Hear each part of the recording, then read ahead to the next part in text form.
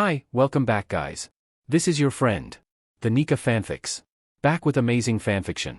This is the series of What if Deku had money summon Quirk?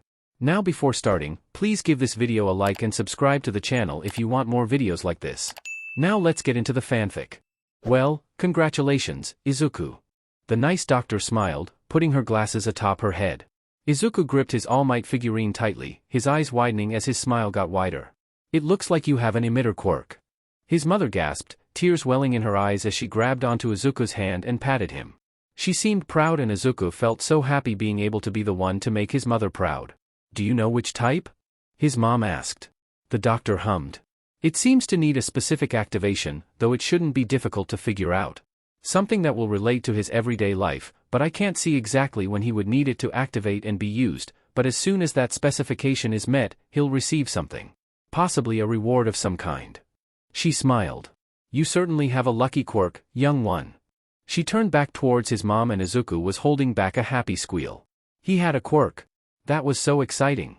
If he needs help activating his quirk, or the specification seems to be too specific, call this number here. They have a quirk specialist who can help him pinpoint what it's causing. Now, you can decide to register his quirk today or register it once you know for certain what it does. His mother wrung her hands together, taking care to put the business card in her purse. Let's register his quirk later. The doctor nodded. Great. And very smart to do so, especially since re-registering takes a few tedious months to do. Thank you. Izuku hopped off of the examination table, bounding around on his toes. He was so excited. He could finally hang out with Kaken again and play heroes and villains without being stuck as a civilian all the time. Maybe he'd even be able to play other games with his classmates too. He grabbed a hold of his mother's hand, smiling widely and talking with her all about what his quirk was going to do for them when they got it to activate later.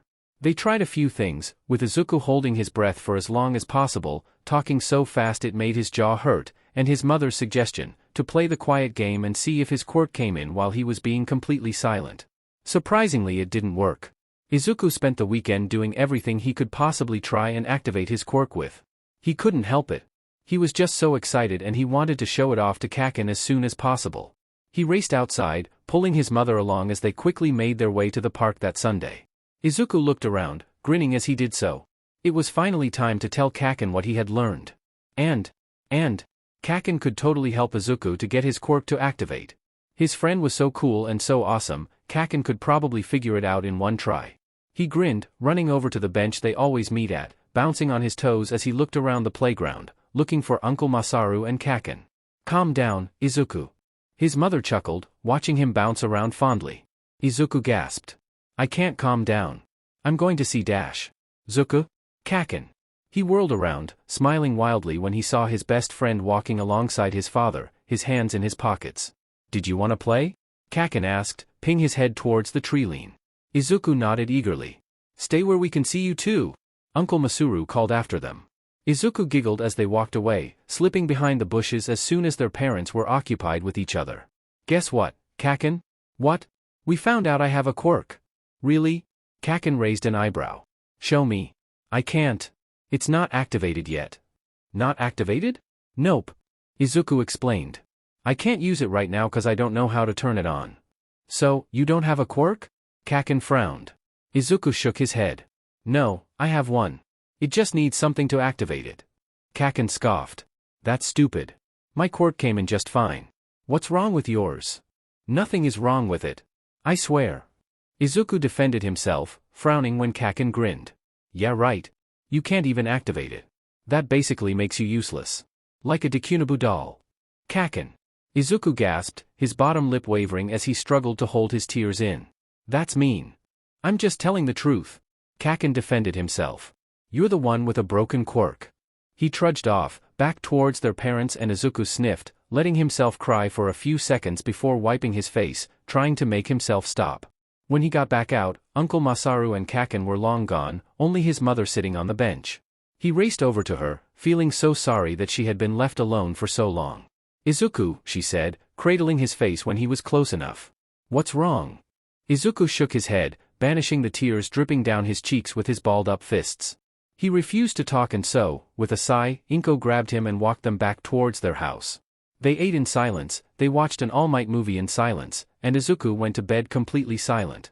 Izuku trudged to school the next day, not as excited as he used to be. He promised his mom multiple times that he was okay. Kaken was right, like usual. Izuku was just blowing it all out of proportion and being a crybaby about the silly name calling. Still, it kinda stung when he thought about it. Izuku shook his head, determined to think about something positive before he walked through the primary school doors. He squeezed his mother's hand as they jogged across the street, looking around. He smiled, watching as the tree leaves swayed with the wind and how people were walking on the sidewalks, all doing different things. It was really cool watching as a woman with fox mutations walked past them, talking on the phone as she breezed past them. Quirks in general were really cool to watch in action. Maybe Izuku would get his at school today. Especially since he'll be around more people and more new things. Izuku skipped, beaming up at his mom when she gave him a kiss before letting him run towards the school doors, grinning the whole way. He quickly changed his shoes and made his way into his classroom, sitting down with the other early kids who got dropped off before classes started. "Hey, I heard Zuko didn't even get his quirk yet." One of the boys with a really long neck, Ito, taunted, walking up towards Izuku. He frowned. "I have one." "Oh really? Show us." Ito crossed his arms, tapping his foot to show his impatience. "Well, I can't do that. It needs to be activated first." Izuku corrected the boy. His friend, the boy with a comic head, stood next to Ito with a grin. "Really? It's like you don't even have a quirk to begin with." Izuku's jaw dropped. "Yes I do." Kaken, who had been silent up until then, turned around in his seat, smirking as he crossed his legs and sat in his chair with his arms resting behind his head. "You know, since you can't even work your quirk, maybe you are a walking Dekunaboo, eh?"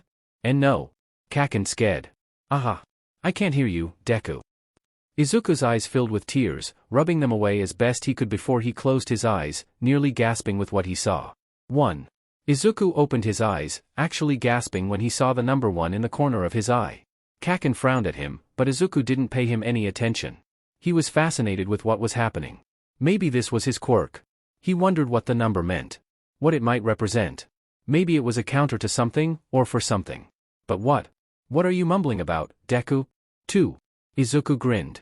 "I think I just got my quirk. It's wrong to lie." Kaken crossed his arms over his chest, frowning at Izuku. "Heroes don't lie." "I'm not lying." "Then what is it?"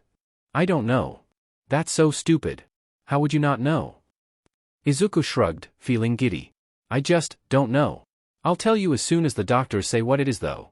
"TSK. I don't care either way, Deku." Kaken turned around, just in time for the bell. "Your quirk is still useless no matter what you think it is." Izuku ignored Kaken, focused on the number sitting in the corner of his eye and wondering what it meant, even as the teacher began class. It took forever before school was finally let out and Izuku raced out of school as fast as he possibly could, running towards his mother as he completely ignored his teacher's calls. They didn't matter to him right then.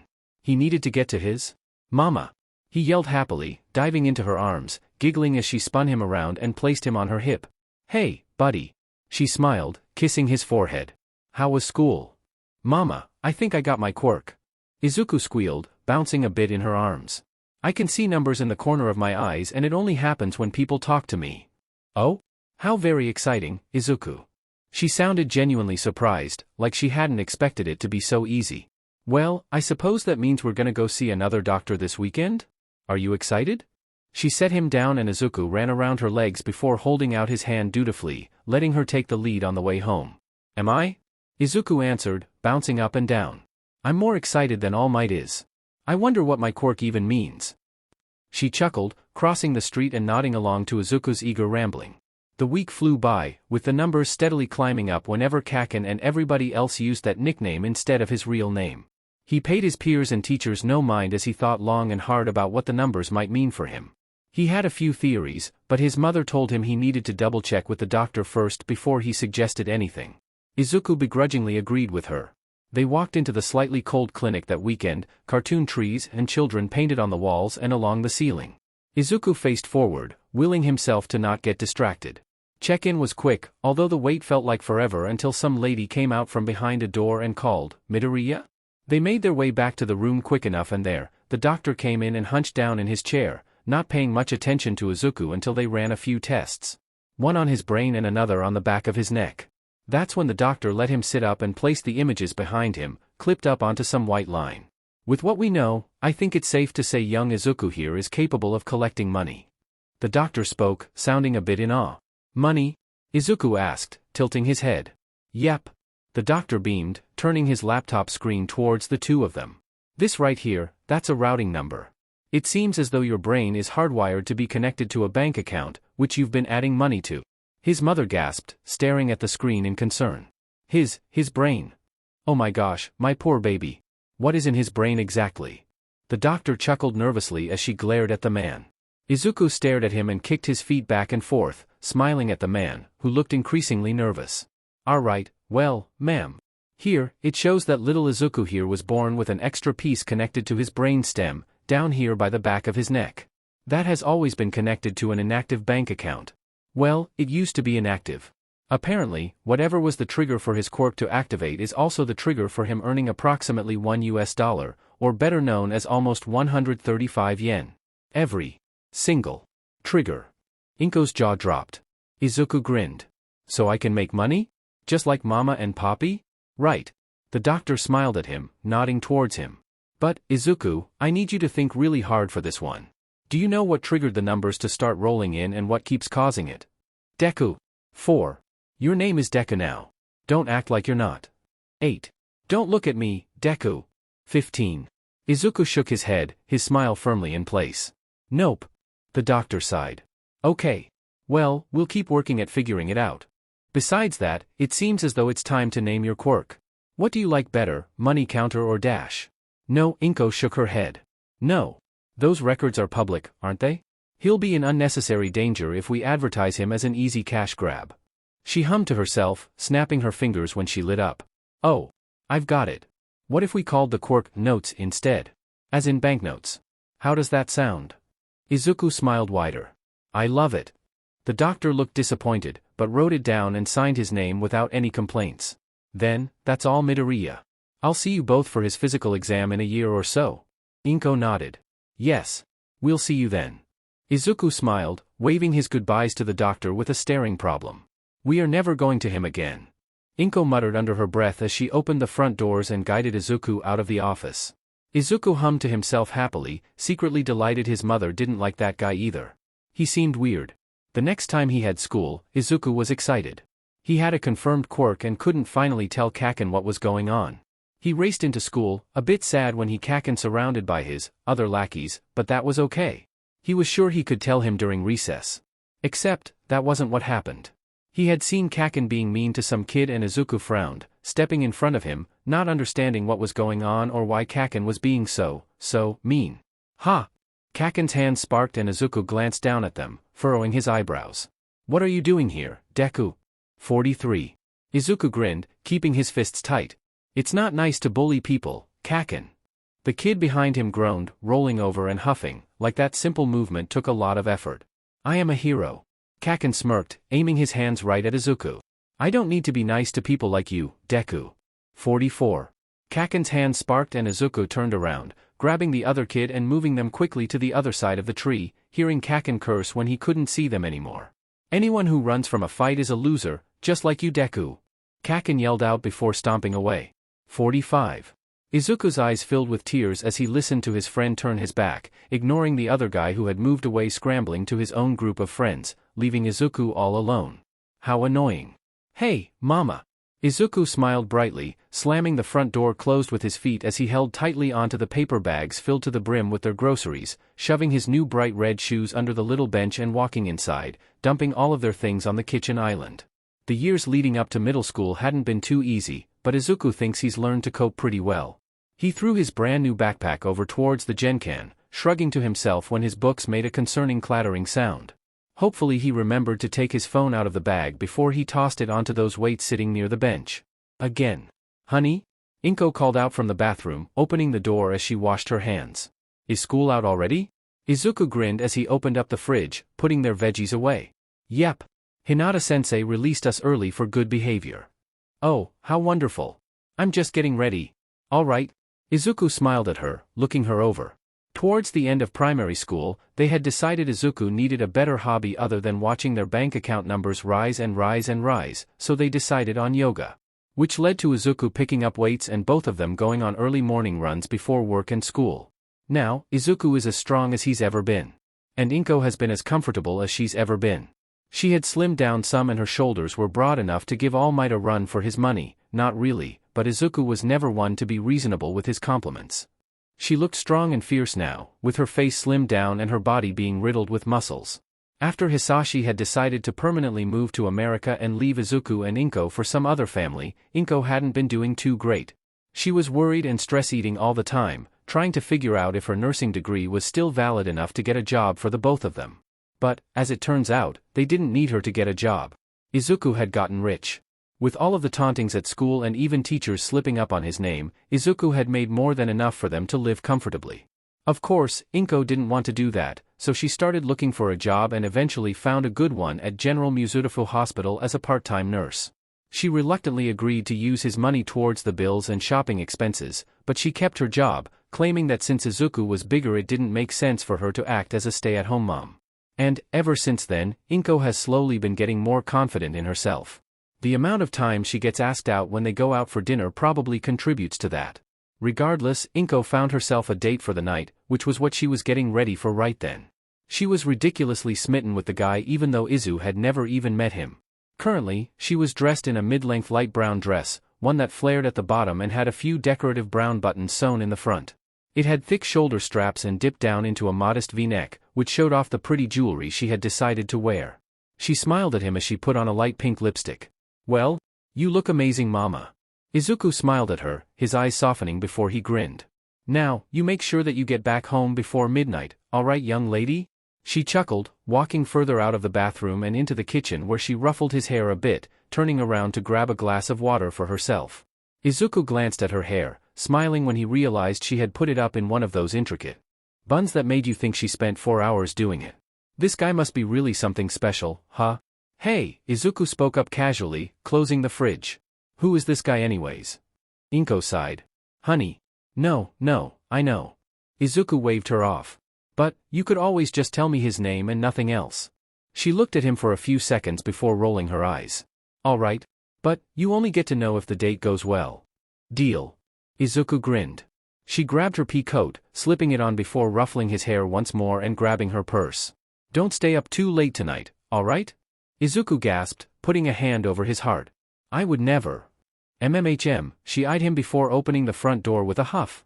"I'll be back soon. Love you. Love you more." "That's impossible." She smirked, shutting the front door quickly before Izuku could get in another word. He shook his head, grinning as he fixed up a simple dinner for himself and ate, quickly cleaning off their dishes for the night before heading to his room. He walked into his room, kicking the door closed with his foot. His room wasn't too small, with his bed being lofted and his desk situated underneath it, a bean bag stuffed in the corner. His closet was on the other side and although that was small, he didn't own an abundance of clothes, so he never minded. A laundry hamper was set in the corner, right next to the closet's pocket door, filled to the brim. He pushed the door open and finally changed into some decent clothes for the evening, grabbed his keys, waltzed out of the apartment and made his way outside. He tended to spend a few nights a week simply walking around, enjoying the night air and the different atmosphere of being outside later than most of the people. The streetlights were on already, even though the sun had yet to set, and Izuku smiled to himself, taking it all in. He turned the corner, glancing around the alleyway before walking through it. There were 2 dumpsters lined on the street and 2 more on the other side, one of them popped open with the top off and garbage bursting out of it. In front of him were a few cars and random street meters that were never used. He passed by the construction site, glancing over the half-built apartment building and wondered how much busier this place was going to be once they're finished. Hopefully they get a parking garage around here sometime soon. Izuku thinks he would buy a cake just to celebrate something like that. Street parking was not for the weak. Izuku walked further, dipping in and out of other alleys, looking around and simply enjoying the night. That's when he heard a crash and a bang. He sighed. Izuku walked towards the noise, eyebrows raised and hands stuffed in his hoodie pockets. He waltzed through the alley, ignoring the sounds of fighting going on as he picked up a can of old beans and hummed to himself. "Ah, kid, what are you doing out here?" some guy asked, the fighting stopping for a moment. Izuku pet his head, looking at the 3 villains who were acting like idiots. He clicked his tongue. "I want you guys to call me Deku. Please." The furthest guy furrowed what was left of his eyebrows, the street lamp shining on his bald head. "Why would we do that, kiddo?" Izuku dropped the can on beans in front of him, satisfied when it didn't explode everywhere. It's just one word. He tried to encourage them. Nothing too difficult for you, right? Sorry, kid, but I'm not calling you a nasty name like that. The bald guy said, shaking his head. Izuku towed at a can of beans, flipping it like a hacky-sack and tossing it in the air before kicking it hard, nailing the idiot right in between his eyes. He groaned, falling backwards, landing with a thud and didn't get back up. Izuku huffed. I warned you idiots to only call me Deku. What the f-? One of them whispered. Izuku, graciously, pretended not to hear them. You get one more shot. Who wants to take it? Izuku smiled. The villains blinked at him. He blinked back. You make no sense, kid. One of them frowned, obviously not pleased with their discussion. I think making sense is optional. Izuku stated, flipping a new can of old beans around in his hand, smiling at the villains. Sometimes, I'm just talking. That doesn't even make sense. Izuku nodded solemnly. I understand. What? Izuku shrugged. He chucked the can of beans into the villain's head, frowning a bit when the guy went falling down. He was so disappointed they went down so easily tonight. Deku? 61, 995, 487. Izuku perked up, feeling his quirk respond to the name. He smiled at the last remaining villain. Well done. Do it again. The man sighed. Deku. His smile grew and the villain sighed again. Why do you even exist, kid? Izuku shrugged. I think I was born for shock value. What? He turned around, completely ignoring the question as he walked out of the alleyway. What a peaceful night it was tonight. He wasn't disturbed at all during the rest of his evening stroll and spent his time humming to himself and looking around, his hands stuffed into his pockets and feeling as laid back as ever. He got home, quickly taking a shower, changing, grabbing a snack and turning on the TV, ready to find something interesting to watch. He made it partway through a movie before he heard the sound of his mother coming back and quickly turned it off, making sure the apartment was dark as he sat and watched the door open. Inko sighed to herself, putting her coat up, and Izuku grinned. Oh, hello, Izuku smiled, dramatically turning on the lamp next to him, his arm brushing along the hanging tassels as the living room was illuminated in a warm yellow light. Inko rolled her eyes, setting her purse and shoes to the side before walking over towards the couch he was sprawled out on. Move over, sweetie, she said, a solemn tone to her voice. Izuku sat straight up. How'd the date go? Should I be looking for someone right now? Inko chuckled. This is why I stopped telling you their names in the first place, kiddo. Izuku shrugged, urging her to get on with it. And no, you shouldn't. The date was amazing. I was just sad because it had to end early. He calmed down then, rubbing her back. Oh. Well, that's good. How was he? Nice? Did he pay? Inko chuckled. Yes, he was kind and sweet and very handsome. Izuku made a face but didn't comment. And he paid for our date. Took my card and hid it from me until we made it out of the restaurant and everything. Izuku smiled, happy to hear it. It had been a recurring issue for his mother to be going out with men who wanted to split the bill or force her to pay because she had more money than them. Ugh. They had no sense of manners. And, he's a detective. Isn't that something? She smiled. Izuku's eye twitched. Detective? He muttered to himself. Detectives don't die on the job like heroes do they? Is he in danger? Should I hire a PI? A bodyguard? Inko flicked his forehead. You will hire no one to watch after him. He'll be fine. Izuku pouted. But, no. I mean it. If I tell you his name, you need to leave him alone, all right? Inko stared him down. Izuku shifted uncomfortably. Fine. She smiled, getting off the couch and taking her coat off, leaving him hanging. Hey, wait. You gotta tell me his name now. Inko smirked, looking back at him. All right, buddy. But afterwards, you need to get to bed. He nodded eagerly. Deal. All right. She sighed fondly. His name is Tsukachi Naomasa. He smiled at her, sending her his most innocent look. That is an interesting name. She rolled her eyes, heading to her room. Izuku smirked, memorizing the name he had been given. Detective Tsukachi Naomasa, huh? Izuku. He screamed, tossing his book into the air and forced himself to sit casually in the armchair, looking towards his mother. Yes? Naomasa wants to have a family dinner together. She spoke, obviously trying to conceal her, rather large, smile. How mean. Is that something you'd be interested in doing? I know it's only been a few months, but... Izuku's eyes softened, smiling at her. Of course. I'd be honored to meet this man. Thank you, honey. Then, she glared. Don't start looking after this man once you meet him though, okay? You need to promise me that you won't seek him out. I'm not allowed to seek out my new potential parental figure? Izuku gasped. Inko glared harder. Izuku sighed. All right. I promise. To what? Izuku scowled. To leave Tsukachi alone for the rest of his days. Inko paused for a second before nodding. Good. So, tell me what he's like. Izuku beamed, pretending like he had no idea who this man was. Really, Inko had quite the fighter's spirit, but Izuku had gotten curious as soon as the first date happened. Which means he knew exactly who the detective was. But it was still endearing to watch his mother light up when she talked about his favorite color and other things that don't really matter, so he'll keep his mouth shut about it. Just this once. You'll see soon. She grinned. Tsukachi wants to have dinner this week. Does Friday sound good to you? Izuku smiled. Sure. That works for me. She narrowed her eyes. I thought you didn't like surprises. I don't. Izuku confirmed. She stared at him longer. So, you're not at all concerned about waiting until Friday to learn about him? Izuku shrugged. Why worry over what I cannot control? Izuku, she sighed. Just, don't ask personal questions during the dinner. Personal questions? I can't ask him about.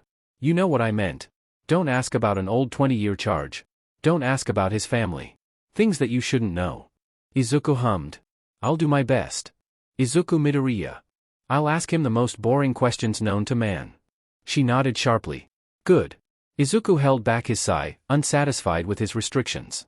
Then again, his mother has never told him to not ask about their personal lives. Maybe this detective was something special? Izuku hummed to himself. He'd be the judge of that soon enough. No way was he letting his mother surround herself with undeserving and, worst of all, ugly men. She didn't need that in her life.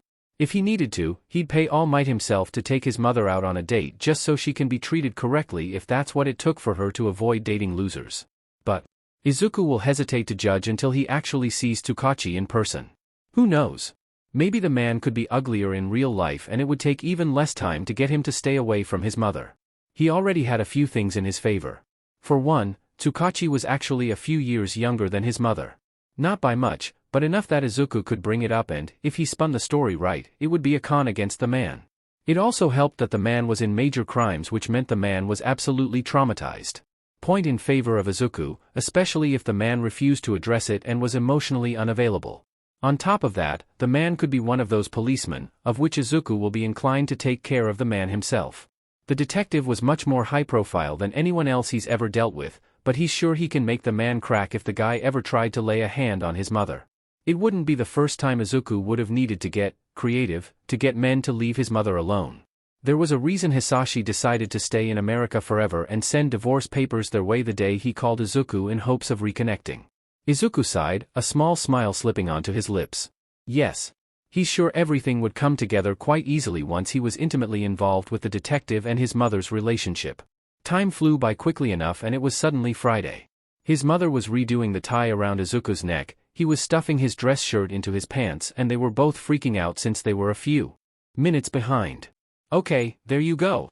His mother cheered, pulling away and revealing a beautifully done tie. She ran towards the bathroom, probably to retouch her makeup. Thanks, Mama. Izuku called out, turning around and grabbing his socks off the couch, quickly putting them on and praying to everything holy that his nice shoes were in the drawers in their genkan. Okay. She called out, grinning wildly as she pushed her hands over her regal-looking dress. How do I look? You look like 1,000,001 yen, Mama. Izuku said quickly, putting a watch around his wrist. She huffed. Look up. Izuku did as she asked and smiled at her long dress, the intricate designs flowing around the hems and her long trench coat flowing along with them. He caught a glimpse of her silver jewelry, a ring on her finger and a small silver bracelet. He grinned. You look like a goddess, Mama. Are you ready? Yep. She grabbed her purse and they quickly took off. They had decided to meet Tsukachi for dinner only a few blocks away from their own home, which meant they had more time to get ready and get comfortable. That also meant they would have no great reason to say why they were late since they lived so close. They walked across the street, nearing the restaurant they were going into. Izuku immediately locked onto the detective, eyeing the black dress pants the man had on, the button-down and the tan trench coat that looked like it had seen better days. Be nice. His mother whispered before smiling and waving to the detective, pulling him along. Izuku stared at her, completely aghast. Like he would ever be rude to one of her dates. Hi, Naomasa. She said, a bit breathless. This is Izuku Midoriya, my son. The detective bowed towards him with a gentle smile. It's wonderful to meet you, Midoriya. Izuku bowed back, much shallower than the detective had done so. Yes. It's a pleasure to meet you as well. Inko elbowed him in the ribs before smiling pleasantly towards the man. Well, shall we go inside? Tsukachi beamed. Sounds great. Izuku narrowed his eyes. This was weird. The man had no glaring red flags sticking out. Never mind.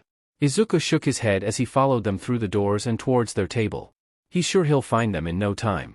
They sat down and ordered their dinner quickly enough and without any obvious problems. And then. So, Midoriya, what do you enjoy doing? Tsukachi asked, smiling at him. Any exciting hobbies? Izuku blinked before glancing over at his mom, unsure of what to say. She cleared her throat. Izuku likes to do many things, though I'm afraid he's gotten quite attached to numbers. Numbers? Izuku nodded, realizing where his mother was going with this. Math is my favorite subject, so I tend to enjoy learning about numbers. My favorite number is 8. Tsukachi hummed. That's a strong number. I thought so. Izuku asked, eyes flicking over to the man who had just been seated across from them. The guy looked skeletal with his thin frame and his hanging bangs in his piercing blue eyes. Izuku stared at him as the guy stared back, looking incredibly uncomfortable with being caught, though he didn't stop. Izuku stuck his tongue out, crossing his eyes as he did so. Izuku? Thoughts? Not even one. What? Izuku blinked, looking back towards his mother. What? She sighed and Izuku internally winced. He didn't mean to get caught up in such an intense stare down with the skeleton-looking guy in the opposite booth. It just sorta happened. What are your thoughts on this new vigilante Tsukachi is dealing with? What was his code name again? Tsukachi smiled. The precinct calls him the Taunter, since he's reported to get into verbal fights with the villains before knocking them out with random trash found in the alleys. Izuku hoped his face was blank because he was having a heart attack. They're calling him the Taunter? What kind of awful name even was that? The Taunter. Izuku said flatly, doing his absolute best to avoid sounding as exasperated as he felt. Well, I think as long as bad guys are off the streets, they're doing a great job. Tsukachi nodded with an easy smile. Is that how you feel about all vigilantism? Izuku shrugged. Depends on the vigilante. Some are basically villains, others are just kinda there. I don't know too much about them though. Tsukachi's eye twitched and Izuku stared at him for a second, before it clicked. Tsukachi Naomesa. Quirk, lie detector. F-. Izuku cleared his throat. But, I have the opinion that knowledge is subjective since there's so much of it, so who knows, maybe I do know a lot about vigilantes. He chuckled awkwardly, watching as the man in front of him nodded, a bit more surely. I see. Tsukachi said, smiling at him once again. What's your opinion on all of it? Izuku asked, feeling both curious and ready to stop the onslaught of questions towards him. Tsukachi hummed. I think there are plenty of legal ways to help people, and becoming a vigilante is, as you said, often a slippery slope towards villainous activity. Izuku grit his teeth, trying not to smirk at the man's response. What a straight-laced man. Maybe that's what his mother finds so intriguing about the detective. So, would you say vigilantism is as bad a villainy? Izuku asked. Tsukachi shook his head. Nope, they just need a guiding hand to get back on the right side of the law. Izuku hummed, wondering if he should debate this with the man. Vigilantes had access to be able to act as a hero without the restrictions they faced, making them a perfect middleman. In Izuku's opinion, vigilantes had the potential to balance out villains and heroes. Of course, he's never seen that happen before, but he knew it had the potential to work because he's seen it in other aspects of life. People with money always stick their nose into politics simply because of the networking market available there, and while lobbyists liked to guide their pockets and activists liked to guide their hearts, politicians were the ones who actually made the decisions. He wondered, just for a moment, if that's why there was such a fight against vigilantes going on right then. Maybe they didn't like the idea of bringing true balance to their country, they only wished for heroes to be around without villains to fight. Izuku? Izuku shook himself out of his thoughts, smiling at his mother. I apologize. I must have zoned out or something. What were you saying? Tsukachi smiled warmly. I was just saying how lovely it was to have met you. It looks like I need to get back to the precinct, but thank you for joining me for dinner. Izuku looked at him and nodded when he saw his mother give him a stink eye. This was fun, Tsukachi. I hope we won't be strangers. Tsukachi laughed a bit breathlessly. No, I certainly hope we won't be.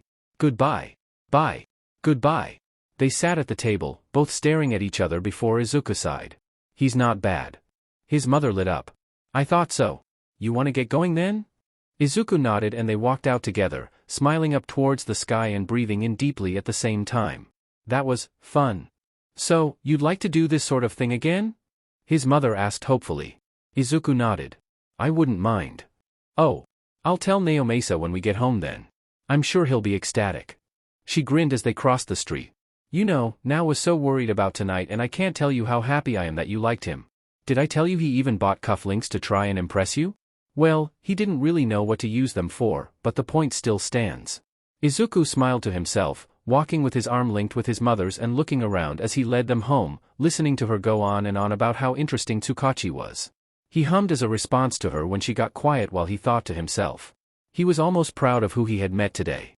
It seemed as though the detective was the perfect choice for his mother. He found that he was far from disappointed with that. Izuku ignored his homeroom teacher once again, sighing as he dropped his chin into his palm, looking blankly at the whiteboard. It had been a long few months, with Izuku running around making money from stupid villains and spending his time getting more familiar with Tsukachi being in their home, obviously in the mind-numbingly slow process of moving in with them. He contemplated telling the man he was fine with it, if only to make him stop looking like a deer in headlights every time he came over with a duffel bag, but then Izuku thought about it some more. He decided he needed more entertainment in his life, so he would not be telling the detective anything. Izuku has full confidence that the man can figure it out. Eventually. Izuku blinked out of his little trance just in time to see his homeroom teacher grin at him. Oh boy. Ah. It looks like Midoriya is applying to UA as well. 62-001, 876. Izuku blinked at the man, wondering if he should be impressed or annoyed with the lengths the man will go to in order to say his name incorrectly. He landed somewhere in the middle. Huh? Kaken sounded genuinely confused as he dropped his head, looking back at Izuku. But why? What's there for you? Izuku shrugged. That's where you're going, Kaken. The boy scowled. You. Don't follow me into heroics, Deku. You wouldn't even last a day in there.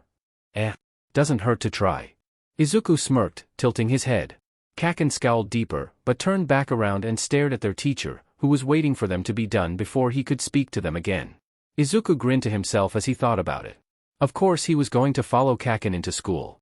He's not sure how tolerant other high schools were about bullying and name-calling, but he's positive that if he went to school with Kaken, no one would blink twice at the nickname. Kaken has been calling Izuku Deku since they were children. It sounded different than the villains who tried to insult him. It sounded different than the one-off bullies who only wanted to get a rise out of him. Only Kaken managed to make it sound natural enough to fly completely under the radar. Which was the sole reason why Izuku was following him UA. That and he really wanted to meet all of the heroes that worked there. He wondered if he could get Nizu's autograph? Maybe even Present Mike would be willing? Ring. I'll see you all on Monday. Have a restful Sunday. Their sensei called out. Izuku yawned, packing away his things and blinking the sleep out of his eyes, startling a bit when Kaken's smoking palm slammed down on his desk. Oh. Kaken. Haha. Woo. You gave a bit of a heart attack there. Izuku chuckled, putting his backpack over his shoulders with an easy smile. What's up?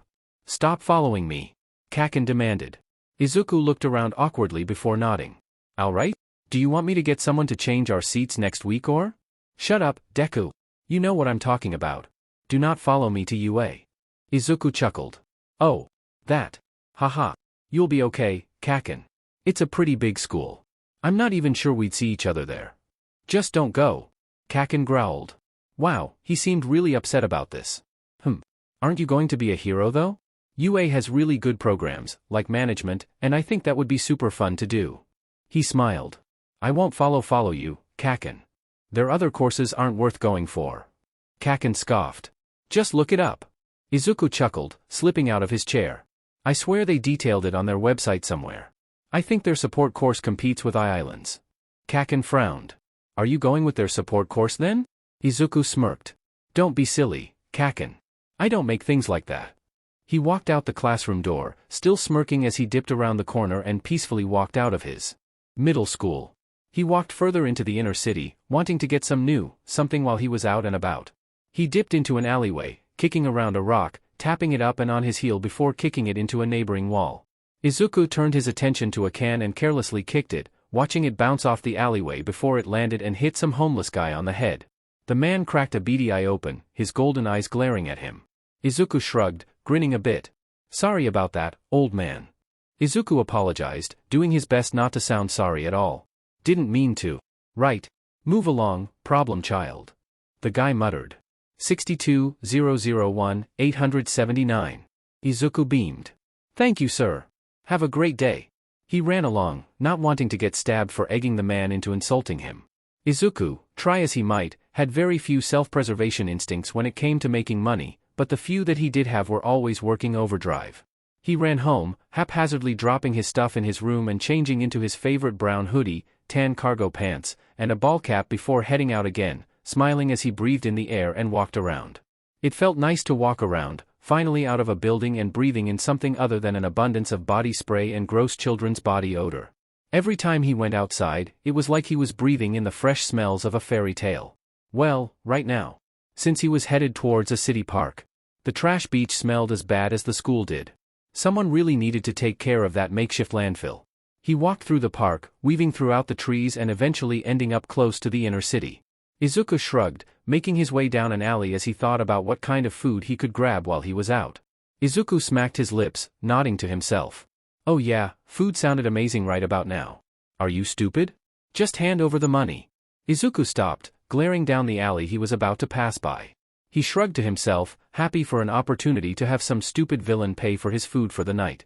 Hey, Izuku called out as he walked down the alley, grinning at the three idiots in front of him, obviously in the middle of a deal of some sort. Perfect. Maybe he'll be able to get them to make him lots of money tonight. Who's up for some insults tonight? Ah? One guy shook his head. Nope. Kids are creepy, man. I'm not dealing with that. The guy said, backing away. His company nodded following after him and walked away from Izuku quickly. Oh, come on. Running away from insults now? Izuku scked on his teeth. That's just sad. Izuku froze, not wanting to turn around and see who was behind him. He shook his head. I'm fine, thank you. If you'll excuse me. Kid. Izuku kept walking. So, you're the taunter, aren't you? Izuku stopped, groaning a bit and letting his head hang. The name is going to be the death of me, I swear. You understand that you're committing acts of vigilantism, correct? The man behind him said. Izuku frowned, turning around to argue his case before stopping short. In front of him stood a man with shoulder-length black hair, a scarf around his neck and a black jumpsuit adorning him. His eyes were nearly golden and Izuku stared at his face for a few more seconds before it hit him. This was the homeless guy from earlier. Izuku sighed, disappointed in himself. He should have known he was being stalked after that little stunt. But, just for the record, Izuku would like to plead his case, he wanted to make money. He taunted the homeless guy into calling him names, which made him money. Izuku went about his day. Really, he knew it was bad and sure, he felt bad for the guy, but come on. It was money. How's it going, man? Izuku grinned, putting his hands on his hips. Listen, about earlier, I understand it was rude, and I'm sorry about that. Never meant to hurt you. Honest. Would you like some money? I can help with whatever you need. The man's hair lifted slightly along with his scarf, presumably out of anger, if that was his quirk, how cool, and then Izuku paused. He stared at the yellow, gaudy goggles wrapped around the man's neck and felt his jaw drop. Oh sheet. That was... so, not a hobo then. Eraserhead smirked. Nope. Well, Izuku chuckled uncomfortably. You could just, pretend you never saw me. Right? Eraserhead shook his head slowly and Izuku swallowed heavily, eyeing the man's capture weapon. Oh, he was going to meet the gods tonight, wasn't he? Can I at least get a head start? Izuku pleaded. Eraserhead grinned.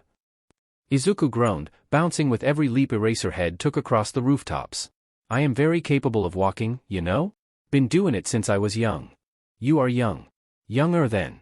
Izuku responded, rolling his eyes. Come on, I mean you don't actually travel like this with villains, do you? Eraserhead pulled him over, still keeping Izuku wrapped up like a mummy, hanging slightly off the ground, looking Izuku in the eye before shoving the precinct doors open.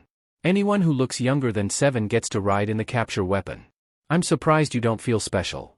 Izuku gaped. Are you serious? 7. That's as high as you can give me? He groaned dramatically. Oh, my street cred is gonna be in shambles because of you. Eraserhead rolled his eyes. A toddler your age shouldn't have street cred. Toddler. Izuku huffed. I cannot believe I'm being roasted by a wannabe mummy. Shut it, kid. Izuku clicked his tongue. Can dish it out but can't take it. For shame. Tell the detective I have someone here for him in room 2. Eraserhead told the front desk, ignoring Izuku's complaints. Ugh, how rude. Eraserhead dragged Izuku away and into the room, looking more suited for interrogations than this impromptu interview with each other. He stood in front of Izuku as he placed him into a chair, finally freeing him from that stupid capture scarf. Izuku flexed his hands, rolling his neck out and sighing, satisfied when he heard his neck cracking. Eraserhead made a face and Izuku contemplated turning so he could crack his back this time when the detective opened the door and walked in, not looking up from the file in his hand. The man nearly bumped into the table and Izuku blinked at him, wondering how overworked Naomasa might be to be able to wander in this room without looking up. How was this man so painfully insane? Or, maybe he was just tired. He looked like he got as much sleep as Eraserhead did. That was concerning. Naomasa finally looked up as he sat down in front of him and let his jaw drop open, staring at Izuku like he had never seen him before. Izuku laughed uncomfortably, shaking his matted curls out as he gave the two men a lopsided smile. Well, how's it going, guys? Weather treating you nice enough? Your mother is going to beat your butt. Tsukachi blurted out, still staring at him. Izuku sked on his teeth. That may be true, but I have a proposal. A proposal? Tsukachi repeated dryly. Izuku nodded eagerly, a sly smirk slipping onto his lips as he leaned forward. Absolutely. How about, we release me, forget about all this, and I go on my merry way? No, Eraserhead answered easily. Izuku pouted. I can pay you handsomely. Eraserhead rolled his eyes. I'm sure I'll live. Izuku grinned as Tsukachi groaned. Oh, but I can let you live in luxury. Just name your price. I promise I can deliver. We're not some street thugs you can pay off, kid. Tsukachi groaned, lifting his head from out of his hands. Don't try and pay off pro heroes, Izuku. Izuku gaped at the man. Oh, come on, now. Do we really need to tell Mom right now? He glanced at the time, internally wincing at how late it was. We could wait until morning. I won't tell anyone. Eraserhead looked at the pair incredulously, eyes widening as Tsukachi seemed to consider it. Detective. He coughed into his fist, looking at the pro-hero shamefully. Sorry. No, Izuku, we cannot wait to tell your mother. We need to let her know. Now. Tsukachi glanced at Eraserhead, staring at the man for a few seconds before sighing and picking up his phone.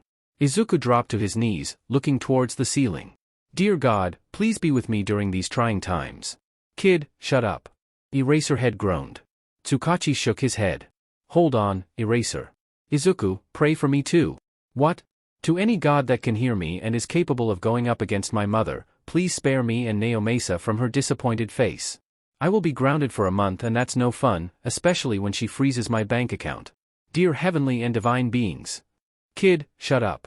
Eraserhead called out, rolling his eyes at Izuku, who looked very close to tears.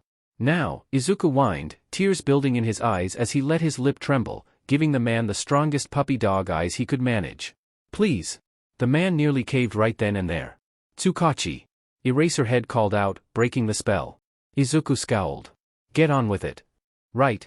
The man's hands were shaking as he brought the phone up to his ear and Izuku couldn't blame him.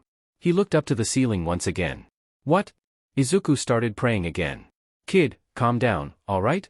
You're making it worse than it needs to be. Eraserhead spoke up, grabbing a jelly packet, twisting off the cap and slurping it down in one go, not breaking eye contact with him. Izuku shuddered. Maybe the man really was just some homeless guy. I heard that. Eraserhead muttered, glaring at him. Izuku smiled sheepishly, shrugging a bit. He found it insulting when the man rolled his eyes. I'm on my way. Izuku looked around, staring at the two-way mirror glass thing in front of him. He had seen that multiple times in shows and old movies, but never has he gotten the opportunity to see the thing in real life. This was kind of exciting. No, Naomasa said firmly. Izuku turned back around and frowned at the man, who crossed his arms. No, don't even think about the observe a mirror. Izuku hummed. So that's what it's called. Kid, shut up and sit down. Eraserhead said, leaning against the wall and looking 4 breaths away from falling asleep right then and there. He was almost impressed. Tell me where my son is right now, Sansa, or you will be lacking more than a few whiskers. Izuku winced at the same time as Naomasa. Ah, I understand now. Eraserhead muttered before sitting down, freezing in his chair and doing his best to go unnoticed. Izuku scowled at him. Zuku! Inko called out from around the corner.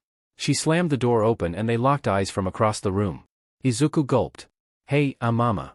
Izuku Midoriya. What the hell were you thinking? She stood in front of him, hands on hips, tapping her foot and glaring him down. Izuku cracked. I'm so sorry, Mama. I didn't mean to. Izuku, were you really acting as a vigilante? He grit his teeth. Only technically. Izuku Midoriya. Izuku winced. Have you been acting as a vigilante? Yes. Just one more question. Izuku nodded hesitantly. Why on everything holy are you frolicking around to fight villains? Oh, Izuku sked on his teeth. I think that's a question we can worry about outside. Do not try to be funny with me right now, young man. Izuku panicked. I'm not. I promise, Mama. Just, I can explain better without you know who listening in. She softened. Do you not want Naomasa to know? Oh, I don't mind if he knows. He's basically my dad anyways. Izuku leaned closer. That's Eraserhead. Inko blinked, looking at him incredulously. You don't want to tell me because? Eraserhead is here. Izuku nodded and she sighed, pinching the bridge of her nose. You've got until the count of 10 to tell me what was going through your mind. What? Unless you'd like to deal with a frozen bank account for a few weeks. She smirked. Izuku pouted, crossing his arms, looking back and forth between a highly amused Eraserhead, a worryingly teary-eyed Naomasa, and his stern mother. Do you want to be a hero? Is that it? She asked softly. Izuku shook his head. No. Not really. It's just, the villains, they make me money. They make you money? Inko gasped, grabbing his shoulders. Are you a hitman? A hitman? Izuku cried. Mama, no. She gasped, tears welling in her eyes. You're not a PMP, are you, Mama? He heard Eraserhead snort and whipped his head over, glaring at the man. Of course not, Mama, you know that. Promise. I just really like money. And, well, small villains always make me money, so I just. Izuku. Inko sniffed, looking at him exasperatedly. We're not in need of money. The numbers look nicer when they're higher though. Izuku pouted. She sighed. I'm sure they are, baby, but I refuse for you to go out in the middle of the night messing around with villains just because it makes money. It makes a lot of money. Izuku muttered under his breath. Inko rolled her eyes. Does not matter. Kiddo. You need to be safe. Yeah, I know. Izuku said, looking ashamed.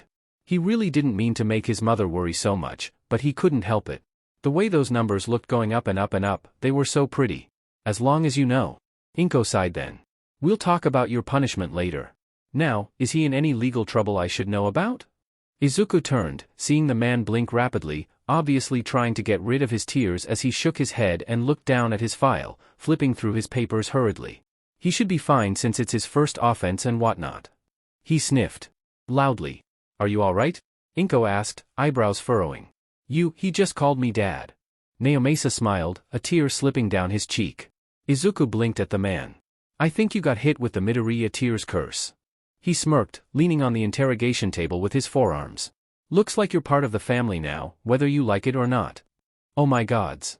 Eraserhead whispered, staring at the three of them like they were all sociopaths. For such a terrifying hero, Eraserhead sure was dramatic. A week later, Izuku stumbled into class, kicking the door closed and seating himself behind Kaken, ignoring the way his math teacher paused the lecture to glare at him before continuing. He set his things down, grabbing his notebook and flipping it open, pretending to be the perfect model student who just happened to show up to class late. Izuku slouched 4 seconds later. Where were you? Kaken scowled, whispering back to Izuku as their math teacher droned on and on about something. Izuku perked up. Ah, Kaken, Izuku grinned, leaning across his desk. Were you worried about me? Kaken scoffed. In your dreams, Deku. 63, 565, 128. Izuku sighed happily, falling back into his seat, away from his friend. Yeah. Kaken whirled around. What did you just say? Izuku frowned. What do you mean, Kaken? Say what? He pretended to light up. Oh. Did you want to hear about my dreams? Kaken made a face and glared at him. No, just shut up, Deku. 63, 565, 129. Izuku grinned. Are you sure you don't want to hear about it? It was pretty cool. I think you ended up being the next number one if I remember right. Of course I don't want to hear about it. Kaken frowned, looking back. And, of course I ended up being the number one hero. It's my destiny. Izuku nodded. So true. And I would, wait, I don't want to talk to you, stupid nerd. Kaken forced himself to face forward, glaring at their mathematics teacher, droning on and on about basic algebra. Izuku smirked, leaning on his desk, closer to Kaken. I thought you'd want to hear more about it. I even thought up of some new design ideas for your hero costume. It was so cool. Kaken scowled, grumbling lowly. Leave me alone, Deku. 63, 565, 130. I'm trying, Kaken. Izuku apologized. Sorry. Midoriya. Izuku snapped to attention, looking around awkwardly as he finally noticed the eyes on them, including his teacher. Oh dear lord. Come up here and solve this, since this lesson is so boring to you that you need to bother Bakugou-kun right now.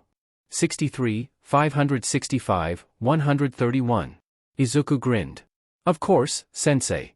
He got up, dutifully stepping over Kaken's stuck-out leg and making his way up to the front, rolling his eyes at the basic equation. His interest in numbers might stem from being forced to see them everywhere he went, but in his mind, numbers usually equal money, and really, how was he expected to hate a subject when that was his reward for playing around with numbers all the time? Besides, math had always clicked for him, like a puzzle piece. Something he cherished, since most of his classmates including Kaken, did not have a good relationship with numbers. At all. Seriously. Their math homework was laughably terrible to look at. Izuku hummed to himself, looking over the equation once again. It was nothing hard, simply the Pythagorean theorem, which sounded terrifying to learn about, but it was just math. In front of him, the board had a picture of a triangle on it, numbers and letters written on each side. Beside it, the equation A superscript 2 plus B superscript 2 C superscript 2 was written out. Izuku picked up the marker. The A side of the triangle had the number 8 written there, and the B side was Izuku wrote it out, replacing the equation. Quickly, he rewrote it, changing it from 8 superscript 2 to 64 and 7 superscript 2 to 49. Izuku solved it, adding the two numbers together before writing out his final answer, C square root 113, and smiled to himself. Izuku put the marker down, staring at his teacher, daring to be told he did it wrong. The man scowled. Go back to your seat, Midoriya. 63, 565, 132. Izuku beamed, turning around and walking back, plopping down into his seat, reopening his notebook dedicated towards quirks and started doodling. He poked Kaken's neck with the back of his pencil, smiling when the boy glared at him. In my dream, you were wearing skinny gauntlets to better help with your aerodynamics when you fight in the sky. It was totally awesome. Kaken scowled. That sounds stupid. Izuku shrugged. Cost-effective and practical. I thought you'd like it. Well, you thought wrong. Guess so. Show me. Kaken demanded. Izuku tilted his head, smirking when Kaken sighed and gestured for his notebook. Izuku obediently handed it over. Kaken flipped through a couple pages, huffing. There is zero math in this. Izuku rolled his eyes. Why would there be? He's just teaching us the basics. Kaken snarled, but didn't say anything. He knew he had a free pass to come to Izuku should he ever want help with his math homework, but the boy was prideful. So much so that he suffered through the imperfect grades just to keep himself above from asking for help from the lowly Deku. It was honestly one of the most amusing things in Izuku's life. There's dimensions of my forearms in here? Izuku shrugged. Simple guesswork. Kaken rolled his eyes. MMHM. Izuku blinked. For some reason, Kaken did not sound convinced. He wondered why. You drew them ugly. It's a rough sketch. Still ugly. Izuku sighed, pouting a bit because Kaken found his designs ugly. Maybe he could spend the next few weeks redrawing his sketches, that way, if Kaken ever sees them again he won't be disappointed. With a huff, Kaken passed his notebook back to him, keeping his head faced forward as he stared at their math teacher. Izuku smiled, happy his friend had actually looked at the designs. Are you sure you're not going to the support courses at UA? Kaken asked. Izuku grinned. Did you want me to make your gauntlets for you? I'm sure I could arrange something. No. Just, ugh. Absolutely not, Deku. Kaken defended himself. Alright. Izuku shrugged easily. Then why ask? That's the only course that can compete with heroics in UA. Kaken responded, like that was obvious information Izuku should have been well aware of. The bell rang then, and everyone packed up their things. Izuku stood out of his seat and shoved all of his things into his bag, uncaring of how it all landed together. Izuku smirked. Oh?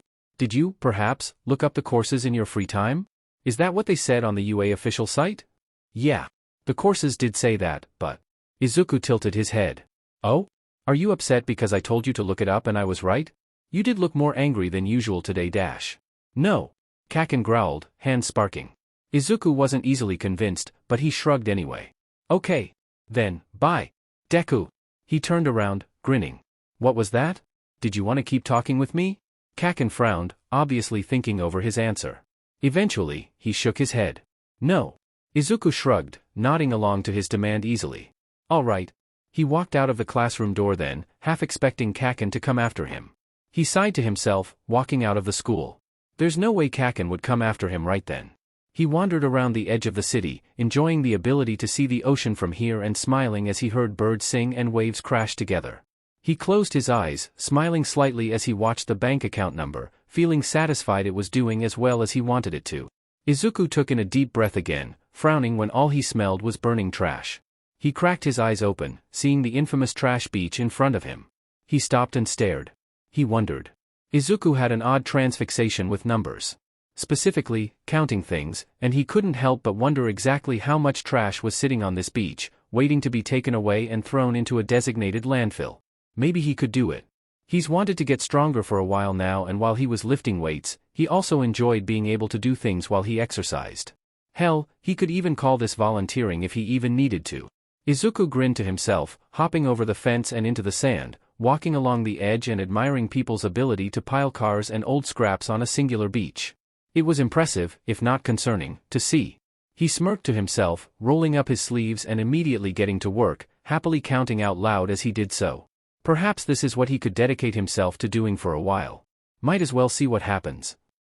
Naomasa, really, what could you possibly need me for this late at dash? Just, Tsukachi rolled his eyes, hauling Yagi along. Right here. Just watch. Yagi squinted, looking out at the trash beach. What am I? Clang. Haha. Take that stupid tire. Oof. Ow. Yagi blinked, looking over at his old friend. That's my kid I was telling you about, Midoriya Izuku. Tsukachi finally explained. The one you were having a staring contest with during our first dinner. Yagi nodded, unashamed with his behavior back then, glancing back over in time to see the child climb up a junk pile and leap to the next one, laughing a bit manically as the first one fell down. What is he doing? Cleaning up the trash beach. Tsukachi casually said, smiling. Well, cleaning it up the only way a teenage boy knows how to clean things up. Destroy things? Tsukachi nodded. Looks like it, doesn't it? Yagi chuckled. It sure did look like it. I told you he's got a good heart. Tsukachi spoke softly, smiling over at his pseudo-son. Yagi had to agree. Izuku Midoriya really did seem like a sweet enough kid, but something was missing. Something Yagi needed to be sure that he would pass one for all on to the best candidate. Yes. Midoriya seems to have a strong heart. Yagi finally let himself speak up. He glanced at the boy once again, humming to himself. Perhaps, well, that wouldn't matter. But, Midoriya Izuku was someone he'd need to remember. That was for certain. Izuku huffed to himself as he sat at his desk, staring at the scene in front of him. He knew. He shouldn't have come to school after fighting with beach trash all week. It was bad luck at this point. Oh, come on, Kaken, really. Izuku couldn't help but whine, staring at the charred mess of a notebook dangling in his hands, taunting him. Kaken grinned and tossed it out the window. I'm just saying, Deku. You need to stay out of my way. There's no way a hero school would accept someone like you. Izuku frowned. Kaken, I'm just going to UA. That doesn't mean I'll be going into the hero course. Ha! Where else would you go? Kaken demanded, hands sparking. Izuku rolled his eyes at the same argument they've been having for the past few months, grabbing his bag and slinging it over his shoulders as he shrugged. Who knows? Maybe I will try out heroics. Just for fun, though. For fun? Yeah. Izuku turned around smirking when Kaken followed him out the classroom door. It's just a job. And, me personally, I don't care for working my life away. Heroics is more than just a job. Kaken challenged him, sounding unsure of himself as they left the school. Izuku hummed, kicking a pebble. It really seems like a job though. A strenuous one at that. So? You're not up for the challenge? Kaken taunted him, smirking, like he won something. Izuku glanced over at his notebook, the ashes floating in the small koi pond, and kept walking towards the city so he could go buy a new one, Kaken right by his side. I don't want my job to be a challenge if I'm going to be stuck doing it for the next 40 years. That's stupid reasoning. Kaken huffed. It's stupid to want a job that'll put you out of commission by the time you're 35. Izuku muttered. Ha! What was that, Deku? Kaken taunted. Izuku turned left, taking a shortcut through a park and led them through an underpass. Doesn't matter. You can't just say dash. Boom. The sewer lid popped open right behind them, making Kaken freeze as he heard it. Izuku avoided touching him or urging him anywhere, knowing that the boy would take it as a sign of aggression. Ah. A perfectly decent-sized meat suit. A guy made up completely of sludge seemed pleased as he surveyed the both of them, smiling. Sorry, but I'll need to take over your body for a bit. How much? Izuku asked, resisting the urge to yawn. When the sludge man tilted his head, Izuku sighed. How much money will it take for you to leave us alone? Ha! How much are we talking, kid? The sludge villain asked, turning his full attention to Izuku. He shrugged. How much do you need? Whatever you got. Izuku smirked. How do you feel about 100k? I'll take it. Izuku nodded, shuffling through his numbers, reaching into his backpack. Wah, that's not the right way to deal with villains. Kaken protested. Izuku glared at him. He wants money. I want him to leave me alone. I don't see the big issue here, Kaken. But, I don't know about you, Kaken, Izuku sighed. But I have no moral high ground over this guy, so I don't care. But he's a villain. Izuku rolled his eyes. How do you know that for sure? Is there a neon sign bolted to his forehead somewhere I can't see? I am a villain, kid. The sludge villain spoke up. Izuku sighed, pinching the bridge of his nose. Just when I think life has gotten simpler, of course this happens. See? I told you. I was right. The sludge guy smirked. You were right, but he's the one who'll be able to keep a secret. Sorry, kid, but I can't have you blabbing to anyone that I'm here. Oh boy. Izuku sighed. What? Izuku tapped his chin. It's probably because of all the yelling, Kaken. The sludge villain nodded. It's a factor. Hey! Izuku shook his head. The sludge villain moved quickly and Kaken had enough time to let off one blast at the guy before he was enveloped in sludge, eyes squeezed shut as sludge slithered around his mouth, obviously going inside of him. Izuku's heart slowed, eyes locked on Kaken's eyes as the boy opened them. He looked scared for the first time. He looked worried and helpless. He found that he hated his Kaken looking like that. Let him go, Izuku demanded. The slime villain laughed. Frowning, Izuku looked down, seeing a large rock near his foot and picked it up, tossing it a few times. Izuku aimed and threw the rock as hard as he could, sprinting as soon as he did so, not stopping to watch if he hit his mark or not, running closer and closer to Kaken. The slime villain roared, loosening his hold on Kaken. Brats! Izuku dug and dug, pulling Kaken's face out.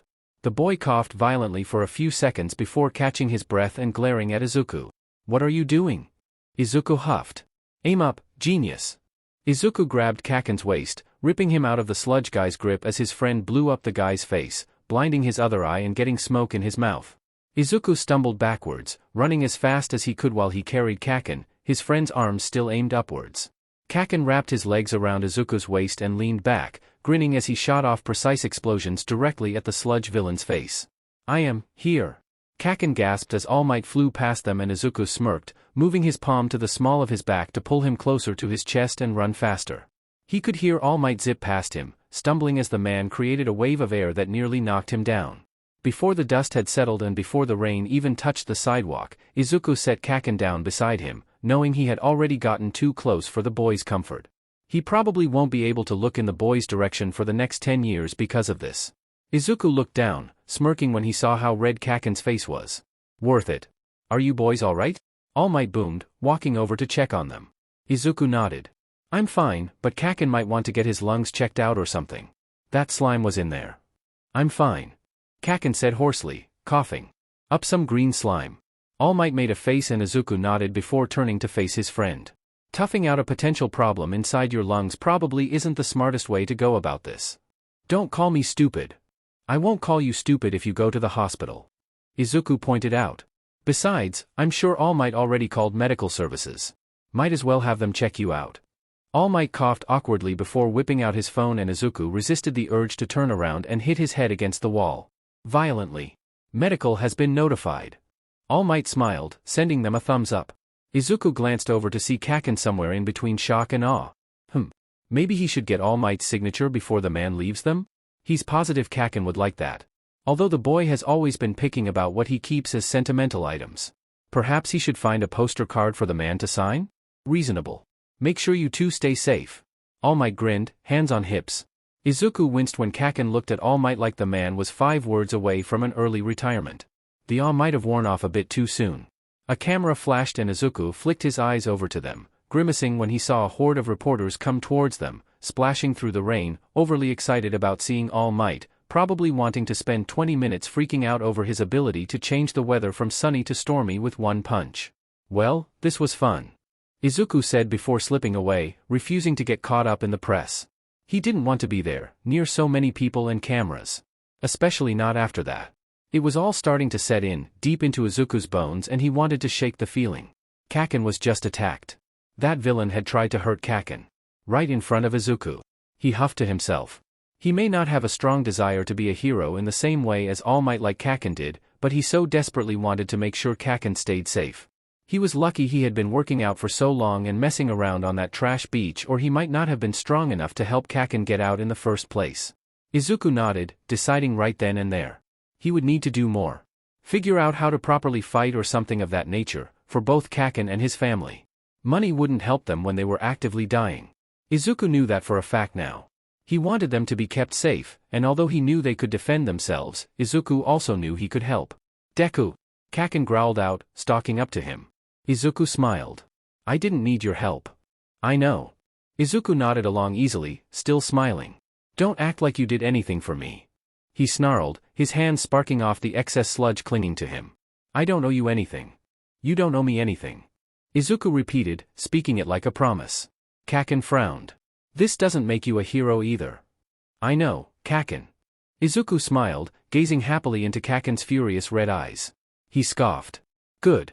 The boy stomped away from him and Izuku mentally thanked the gods for keeping Kaken alive. He turned then, walking back towards his apartment, more than ready to sit in the shower for the next 20 hours or so. Maybe longer. Probably longer. I am being discreet. Izuku blinked, looking up at All Might. He wondered if the man had brain damage from fighting for so long or if he genuinely thought he was being discreet just then. All Might kept grinning at Izuku and he sighed. He was leaning more towards brain damage at this point. Yes, All Might? Izuku asked. Young man, your heroic act inspired me today. Watching you, a child, fight for your friend, All Might's smile got impossibly brighter. That was the heart of a hero acting. Izuku coughed. I know you can become something for the people and, luckily for you, I've been searching for a successor of my own for some time now. So, young man, let me teach you all that I know about heroics. For I'd like you to inherit my power and be a hero for Japan. I'd really rather not. Izuku answered, rocking back on his heels. I mean, sounds cool and all, but, he sked on his teeth. Me? Becoming the next symbol of peace? Izuku tried not to chuckle, shaking his head. That's just not me. Sorry. Not you? All Might shook the notion out of his head. Don't be silly, my boy. I believe you can do it. Izuku kept his face blank. All Might, listen, you're great and all, but I don't care for Japan the same way you do. You were born to be a hero. No one was born to be something. All Might argued. Izuku shrugged.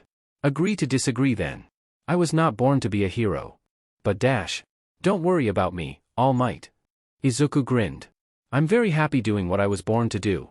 Which, unfortunately for you, was not to become a hero. All Might stared at him. Why did you help your friend back there? Izuku thought about it, eventually shrugging and grabbing onto the straps of his bag. It's Kaken. He looked worried and I'm not sure. I suppose I just moved. All Might nodded, a small smile on his lips. That's what I thought. Every great hero in history has always had a moment where they can't explain what happened. They simply moved to save someone. No more. No less. Young man, I truly believe you have the heart of a hero. Izuku shook his head. I'm sorry, All Might, but I would only do that for Kaken. I would do anything for Kaken. I am no hero, All Might, but thank you for your confidence in me. All Might looked him over, nodding to himself and stepping back. Well, you know where to find me should you ever change your mind, young one.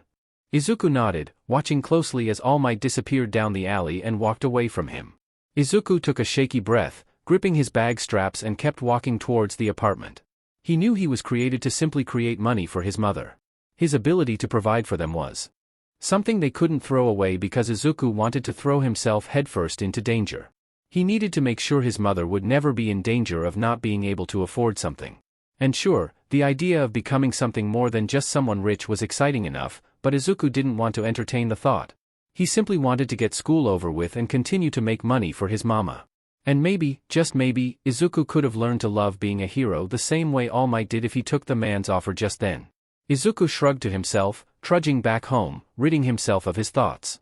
Then again, that didn't really matter. Hell, if he ever felt like it, he's sure that he could become his own type of hero once he was done with high school and had made enough money to provide for his family for life. Now that would be interesting. A month later, Izuku walked into the dusty warehouse, frowning at the dust covering the floor. He took off his dark sunglasses, tucking them into his collar as he smiled pleasantly, greeting the sleazy realtor. "Hello, sir." The greaseball grinned. "Hello. Midoriya, yes?" Izuku shook his head. "Midorika." "Ah." The man looked ashamed. "My apologies, Midorika." 64, 111, 232. Izuku smiled, waving his hand as he walked in further. "Don't worry about it.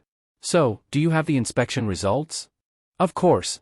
The man grabbed a few papers from the table he was standing by, handing them to Izuku. He flipped through them, humming as he did so, like he was actually reading through them. He knew this place was awful and had nearly zero resale value. It was the location he was obsessed with. The warehouse was a tall, long-standing abandoned hunk of cement in the center of Mizurufu, close to Tokyo, UA, the Might Tower, and Endeavor's agency. It was, all in all, the perfect spot. Izuku handed them back to the man. "All right, well, I suppose there's nothing I can do about this now, is there?" He chuckled. "Is it all right if I hold on to these for a while? I'll be doing my best to rebuild what we have here." "Yes. Yes. Of course." The man smiled. "Those are yours, along with this file. Simply the copy of the deed and whatnot. Ah. And, of course, every key to this place." Izuku nodded. "Wonderful. Thank you for your service, sir. I'm happy to help, Midorika. Feel free to call me if you ever need something, okay?" he said. Izuku nodded, looking around the tall warehouse, plans forming and ideas swirling around his mind, not listening to a word the man was saying. "Well, I'll check in with you later," the man promised, grabbing his coat. Izuku smiled. "Don't be a stranger." "I wouldn't dare." The man spoke up as he walked out of the front door, it slamming behind him, kicking up dust and grime. Izuku frowned, twitching his nose and turning back towards the area in front of him. He walked around slowly, greedily taking it all in. There were a few areas for plumbing, which made Izuku happy. Impressively enough, there was an area for an elevator, though it wasn't operational right then. He walked outside, taking pictures around it as he did so. He had found millions of ideas about what color to put on the outside of it, which made him extremely excited. Of course, it'll need to be repainted every 10 years or so, but that's the expense of beauty. He also found a few gardeners in the area who could meet with him and help him figure out the perfect plants to place along the outside of the building. Izuku needed this place to look spectacular. Better than spectacular, actually. He flipped open his phone, dialing the number he had found last night, impatiently tapping his papers on his thigh, waiting for someone to respond. "Hello." Some girl answered, breathless and a bit confused. Uraraka Family Construction Company. How can we assist you?" Izuku smirked. "Hello. I was calling to ask if your company did demolition and reconstruction and if you would consider doing so for me." Let me ask." Izuku nodded and listened to the girl put him on hold. "Sorry about that." She laughed awkwardly, still sounding a bit breathless. "The answer is yes. We do demolition and reconstruction, though we don't do renovations." "Are you able to build the base frames for what I need for renovation?" Izuku asked. "Yes, though some things may be an upcharge." She sounded apologetic. Izuku waved her off. "That's not an issue. Is there a time I could meet with you in person to discuss my plans? I have been given blueprints from the city, though the permit for construction won't come until next week." "Of course. Let's meet next Thursday and hopefully that permit will be there so we can start working together." She agreed. Izuku smiled. "I look forward to it. Have a nice day." "You too, sir." Izuku hung up and sighed, walking up the stairs, leisurely taking his time to go up the 7 flights of stairs, grinning as he finally reached the roof's access point. He cracked open the door, using a spare brick to keep it cracked as he wandered around, overlooking the city and breathing in the evening air. He glanced around at the area, nodding to himself. He'd build a nice patio area out here, just because he could. And besides, he'd like to sit up here occasionally and enjoy the sun without being surrounded by people if he could. Izuku spent the next few weeks in meetings with the construction team, instructing them exactly what he'd like them to do and what he needed done. He didn't give them a time limit since Izuku had 3 years to play around with it before Kaken would even see it. He met the girl who had answered the phone for him, Uraraka Ochako, and came to realize how strong her quirk was and how well suited she was for the line of work her parents were in. It took 2 skipped lunches on her behalf before Izuku began buying lunch for the entire team, every day.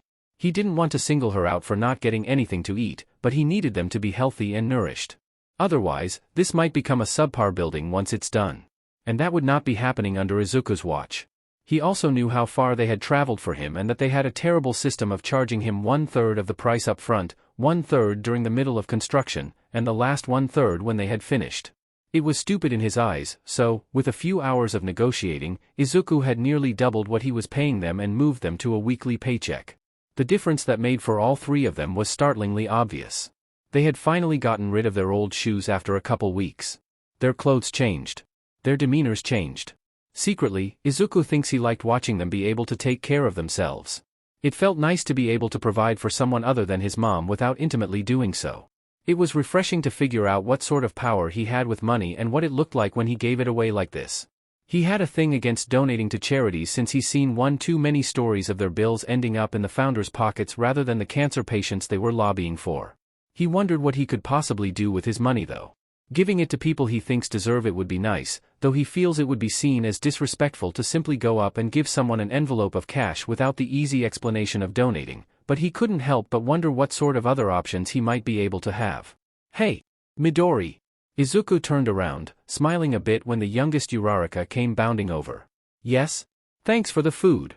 She cheered. The whole team loved it. Izuku hummed, mentally remembering to put kebabs on the list for weekly lunches to provide for them. "Good to hear, Uraraka." She nodded. "Yep. Oh, and I was sent over here to tell you that we might have to wait a few weeks to start on the next stage. The city hasn't gotten back to us about the additional permits we need for those new posts going in." Izuku nodded. "Thank you for letting me know, Uraraka." She beamed. "Of course. I've got to get home soon, but I'll see you tomorrow." "See you tomorrow?" Izuku promised, pulling out his phone as she left. He had a few permits to speedrun. What? The husband and wife stood in front of him, staring down at the permits and contract Izuku had just thrown on the table, looking utterly dumbfounded with what they had just seen. Izuku grinned. "I got the rest of the permits we needed." "Right." Mr. Uraraka raised his eyebrows, finger pointed on the contract he had just slid over to them, his entire arm trembling a little. Izuku nodded. "And, well, yes. If you'd like to, I have a few other houses I want to fix up and you seem to be the best construction crew to work with." They both blinked at him. "But, trust me," Izuku waved their worries off with a hand. "The money that's attached to the projects is only fair pay. This is a multi-million yen project, Midoriya." Izuku nodded. "I'm well aware. This number is tens of millions, Midoriya. I did write that number." "So, you're serious?" "If it's in writing, and I've already signed the legally binding contract, I would hope I'd be serious about something like this." The Urarakas blinked at him again. Holy shit. It took a few more minutes before they caved, but once they did, there were celebrations all around, with the family buying lunch for him instead of the other way around. Izuku clenched his jaw as he wiped a few tears away, trying hard not to freak them out with the Midoriya tears as he ate and laughed with them. They cleaned up together and the next following months were complete chaos with so many different teams coming and going, others starting to set themselves up at a few of the houses Izuku had bought while people were figuring out what permits were needed for the last of their projects. After the busy couple months, Izuku stood outside, watching as the cleanup crew was sweeping out his newly designed warehouse, feeling as satisfied as he possibly could right then. He watched as Uraraka came over to stand beside him, dirt caking her jeans and old t-shirt. He squinted at her, trying to make sure he couldn't see any dirt in her hair as she got closer. "So," Uraraka said as she stood next to him and overlooked the warehouse from his angle, stuffing her hands into her pockets and squinting at the sun even with her dark sunglasses on. "What are you thinking of naming this place?" Izuku shrugged. He wondered what he should name this place. "I have absolutely no idea," he confessed, looking towards the building with a tilt of his head. Maybe he should leave the naming up to Kaken though. After all, it is his future agency building. Izuku hummed to himself, nearly skipping his way through the city alleys and making his way towards his favorite ramen place. He had the evening to himself since he figured out, through a bit of light digging, it was an anniversary for Naomasa and his mother. Precious, but he'd rather not be home when they celebrate together. He walked into the ramen shop, making his way around the partition set up and sitting down, scribbling in his order on the menu before sliding it under the garage, pulling out his phone to play games as he waited. They brought him his order relatively quickly and Izuku dug in, enjoying himself as he did so. Izuku spent his time there, calmly looking around and eating his meal. Eventually, he decided to leave when the owner raised an eyebrow at him, probably wondering why he had spent so much time there. He walked around, looking up and smiling as he saw a few lights in the night sky slowly make their way across. He guessed they were planes, but the idea of aliens checking them out was not lost on him. One of these days he was going to hop onto a plane just so he could see the shining lights of the city pass by him. Ah shit. Izuku turned, his head snapping down to see what was happening around him. There was a man standing there with his face pressed against the alley as he breathed to himself. He obviously had a lizard mutation quirk of some sort, interestingly enough, and Izuku watched as the man sighed to himself before nodding, straightening his shoulders as he did so. "What are you doing?" Izuku asked, eyebrows furrowed. He stepped closer into the alleyway as the man jumped up and spun around, obviously further in his own head than he thought. The guy sighed, his tail curling around him as he did so. "What does it look like, kid?" Izuku hummed, deciding on an answer far from the truth. "You look like you're living your best life." "Right." The guy rolled his eyes. "Well, I'm busy here, kid, so leave." "With what?" "What do you mean, with what?" "I mean, what are you busy with?" The guy frowned. "Why do you need to know?" Izuku shrugged. "Call me curious." "Curious? Well, I would like it if you called me Deku, but I suppose curious would serve its purpose either way." Izuku explained. "What's your name?" The man eyed him warily. "Call me Spinner." "Interesting name. So is yours." Izuku nodded. "That it is." He smiled then. "So, what were you doing?" "What does it matter?" Izuku shrugged. "Just curious. I have money if that's what you need." Spinner blinked, wide-eyed. "I could be a villain and yet you tell me you have money on you?" Spinner shook his head. "You offered me money?" "Yes." Izuku blinked. "Was I not supposed to?" "Just bad people could take advantage of you for that kind of stuff, kid. Be careful with who you decide to offer that to." Izuku smiled. "I promise I'm relatively safe. And besides, you don't seem the type." "To steal?" "To use someone." Izuku clarified. Spinner nodded. "Ah, does that mean you think I've stolen?" "I think the fact that you called yourself a villain shouldn't be overlooked." "Do I look like a villain?" Izuku shrugged. "You look like whoever you've defined yourself as." "What if I told you I was a thief?" Spinner questioned. "Then I would say that's different than being a villain." "Villain. Thief. Those titles mean the same thing these days." Spinner spoke sadly. "Ah. And, why do you need to be a villain to do that?" "Do what?" "Get money. Do that sort of stuff." Spinner scoffed. "No one likes to hire people that look like me." "Really?" Izuku looked him up and down. "What can you do?" "Huh? What are your skills?" "Welding, moving, retail, customer service." Spinner looked taken back. I'm not sure. I went to medical school for a few years before dropping out. And while I was in school I had a job with a moving company." "Great." Izuku cheered before handing over his business card. "Call me sometime this week and I'll have a few job interviews set up for you, alright?" Awesome. Good talk, Spinner." Izuku gave him a thumbs up as he quickly moved out of the alley. "I'll see you soon enough." Izuku turned the corner, pulling out his phone and dialing his friends as he brought it up to his ear. There was a click on the other end. "Uraraka's construction. How can I help you?" "How's it going, Uraraka?" Izuku smiled. Izuku listened to Uraraka huff a laugh over the phone. "You got another one already?" Izuku hummed. "Maybe. Well, consider us interested. I'll make sure to tell everyone to get ready." Izuku nodded. "I'll send you the details tonight." "Thanks, Midori. I'll talk to you later then?" "You know it." "Great. See ya. Bye-bye." Izuku hung up and sighed to himself. After he met up with the Urarakas and construction began their jobs, things started looking up. In a few short months, everything was completed and Izuku was leading Spinner into his newest project. During those months, Izuku had asked Spinner to stay in one of the houses he had bought in the city as he looked around for a respectable job for the man. The complex the Urarakas were fixing up was going to be a bit different than Spinner was used to, but Izuku thinks the man could use the friends living in a complex will provide. He used the newly constructed space as an apartment complex and the only payment he would ask for is for them to call him the wrong name. That's it. It seemed like a nice enough deal, as long as the people he approved to live in his complex followed his basic rules of acting as a good citizen while living in the complex and doing their best to avoid having police have a reason to come by. He had mentioned a few common-sense rules in their lease contracts, but Izuku didn't pay too much attention to it since he figured those wouldn't be hard for anyone to follow. The problem came when he realized his clients didn't pay too much attention to what he wrote out and tried to live by their own rules instead. It had only been a couple months since half of his apartments were full and quickly being filled as word got out.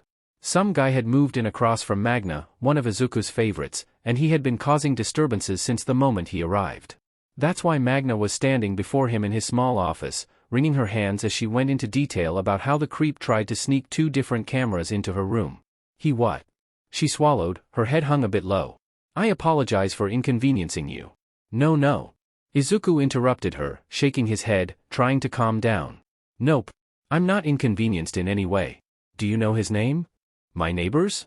Matt Heath, I believe is his name. Magna confessed. Izuku smiled, nodding towards her as he stood. Great. Thank you for telling me. He reached into his drawer, confused when he pulled out a saucepan but made for the stairs anyways. He had already given Matt Heath an eviction notice and knew for a fact the man was staying beyond what his contract stipulated. On top of that, he was acting like a creep to one of the renters Izuku actually enjoyed talking to, which meant he might get hit with a saucepan if he wasn't careful with his answers. He stormed up the stairs, knocking on the man's door harshly when he found the right room number. There was a grumble and a stumble, but eventually a light flicked on and Matt opened the door, groggy with sleep as he did so. Izuku smiled. Hello Matt. I'm here to kick you out. Huh? The guy looked confused, rubbing at his eyes as he looked down. What? Izuku nodded. You're no longer welcome here. I will be kicking you out, legally, should you try to stay any longer. But? You said I could stay here. I signed a contract and everything. Izuku nodded, flipping the saucepan in his hand. I am well aware. I am also aware of how you've taken advantage of my kindness to let you stay here. You think you can threaten me, little boy?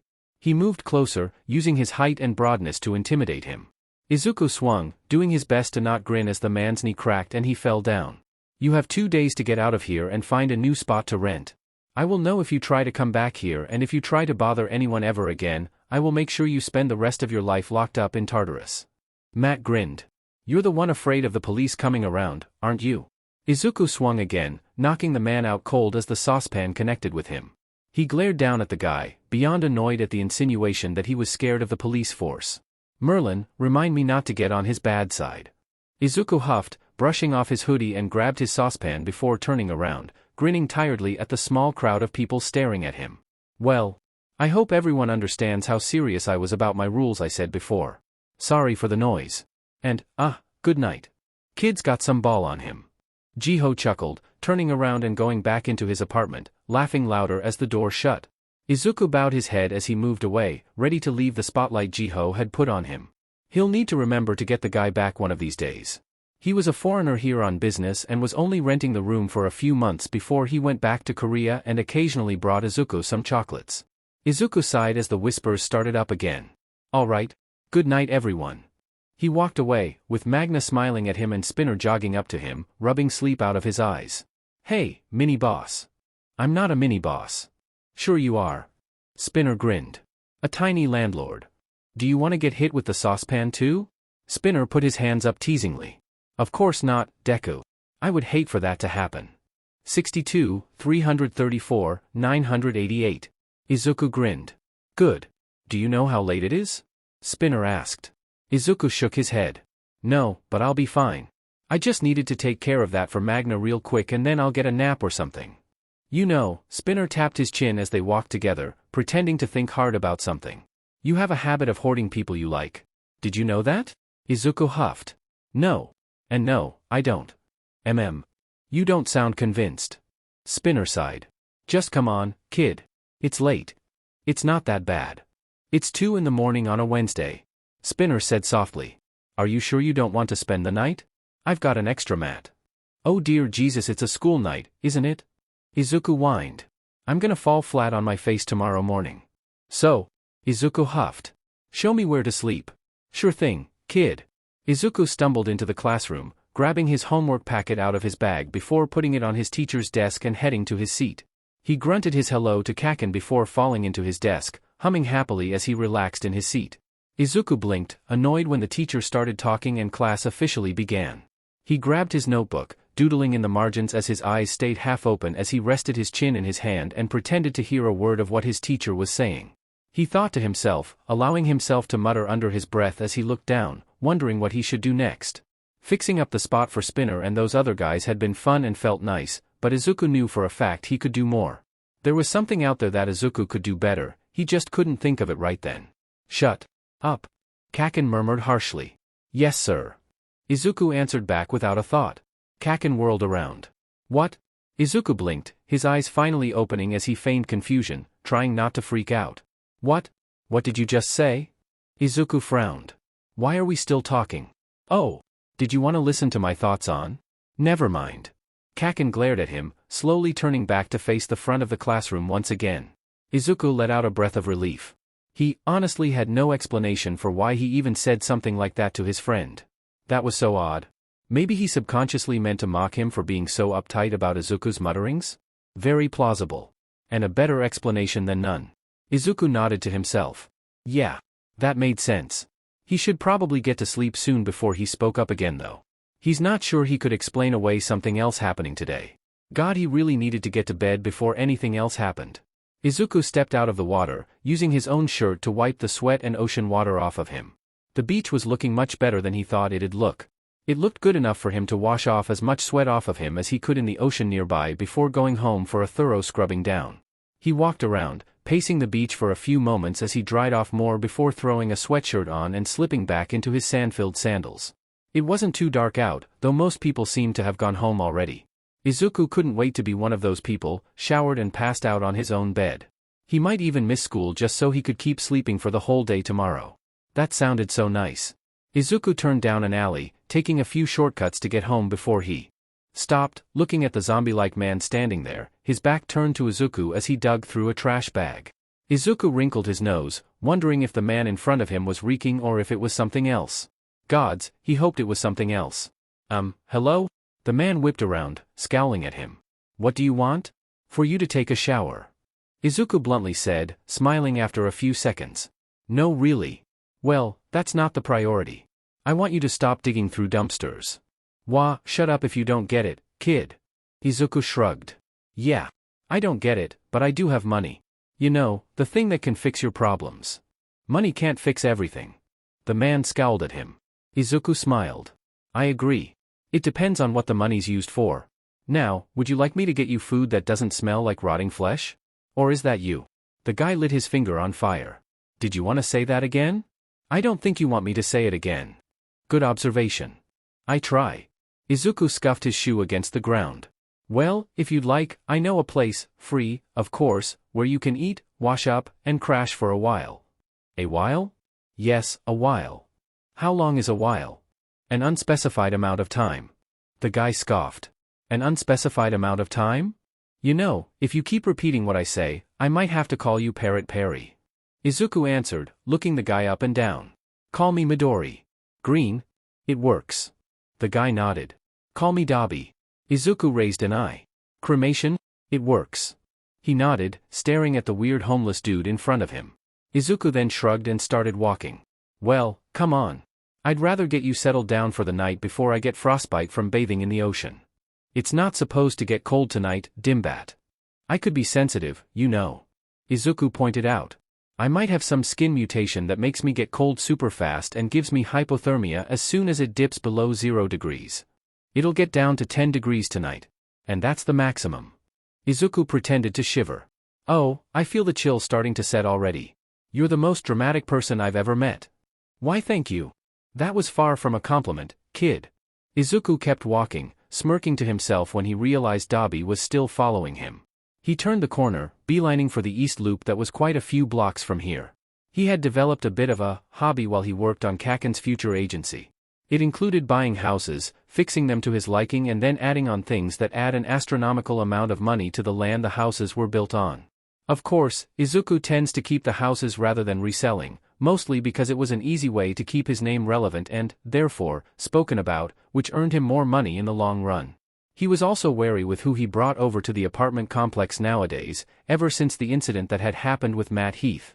He refused to let anyone move in without seeing how they lived in one of his houses first, along with being subjected to an intensive background check, courtesy of the program Naomasa keeps on his laptop. All of that being said, Izuku decided to bring Dabi to one of his houses to see how the man would fare and to get him off the streets. Well, one of his uglier houses. It has running water. So, Dabi started. Are you planning on telling me why you have an extra house to spare? Izuku waved his hand. Please, you're not special. I have many different houses. A man gets bored. Dabi snorted. A man? Mocking the one who's giving you a house? Not mocking, simply making a statement. A statement? I called you a man. Dabi defended himself. Do you want to be called something else? I'm fine with man. Okay then. Okay. Fine. They walked in silence for a bit before Izuku sked on his teeth and turned a corner, feeling more than awkward with having the rotting flesh walking silently behind him. Izuku sniffed. I have a hobby. A hobby? I enjoy fixing up houses. And, this is one you've fixed? Eh? Izuku shrugged. Eh? I like to keep them. Keep the houses? Occasionally. Your hobby is buying houses, fixing them up and keeping them? Dabi asked, sounding a bit incredulous. Izuku shrugged. It's a better hobby than dumpster diving. You're an a-hole. I know. Self-aware. You've got one thing going for you. Izuku smirked. Hate me all you want. You're still following me. Whatever. Dabi scowled. He turned, walking out to the black gate and unlatching it, leaving it open for Dabi as he walked up the stone path. The outside of the house was pretty enough with a modern sort of charm and cherry wood trim showing itself off. He dramatically lifted up the welcome mat, gasping at the key and picking it up to use for the front door. It finally opened and Izuku shoved his shoes off before stepping aside, watching as Dabi did the same and looked around, a bit surprised. Perhaps the guy didn't think Izuku would actually bring him to a house? How odd. My only rule is no messing up the house and no murdering people here. Izuku spoke, walking through the living room. Other than that, you're free as a bird. Mess up and I will make this house feel like a cage. Bathroom is down the hall and to the left, bedroom is straight across, living room, kitchen, you get the gist. Izuku tossed the man the spare key, smiling at him. I'll see you later. Later? The man had enough presence of mind to ask. Izuku nodded. I get bored, so I might swing by sometimes to say hello or whatever. What else? Oh. I'll take care of groceries and whatnot. It'll just be delivered to the door and… Do you know who I am? Dabi asked. Izuku blinked. I'm also stingy with drags, Dabi, so if you're on any… No, idiot. I mean, Dabi sked in a breath, looking around. You don't know my civilian name? Why would I? Izuku blinked, trying to understand the guy in front of him. He held up a hand when Dabi went to speak. I gotta tell ya, I don't care who you are. Just don't bring the police around, use common sense, take multiple showers a day, brush your teeth and do your absolute best to avoid trashing the place. Does that make sense? Yeah, but… Great. Izuku cut him off. Then I won't go snooping around your life and you can live in a house and not the streets.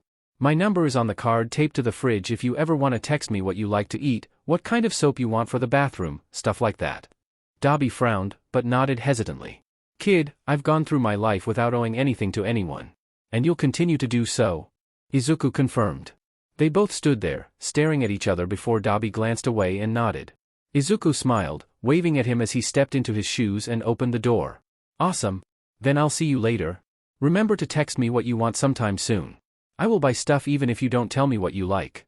He stepped through the door, shutting it and sighing, walking back towards his own apartment. He walked along the sidewalk, content with his night when two men stumbled out of a bar in front of him, laughing and leaning on each other, nodding along to whatever had been said before they burst onto the street. Oh, I swear. My buddy promises it's true. The little twerp made him call him Deku for some reason. Why do you reckon he did that? The other guy asked, a stupid grin on his face. The other guy shrugged. No idea. Probably an easy tactic to knock those idiots off balance so he could get them off the street faster. They all say he's a little kid. Grinning guy hummed. Now that's a real hero, he is. Yeah. It's been nice having one around this area. Izuku frowned, more than confused about what the men were talking about. Him? Running around, being a hero?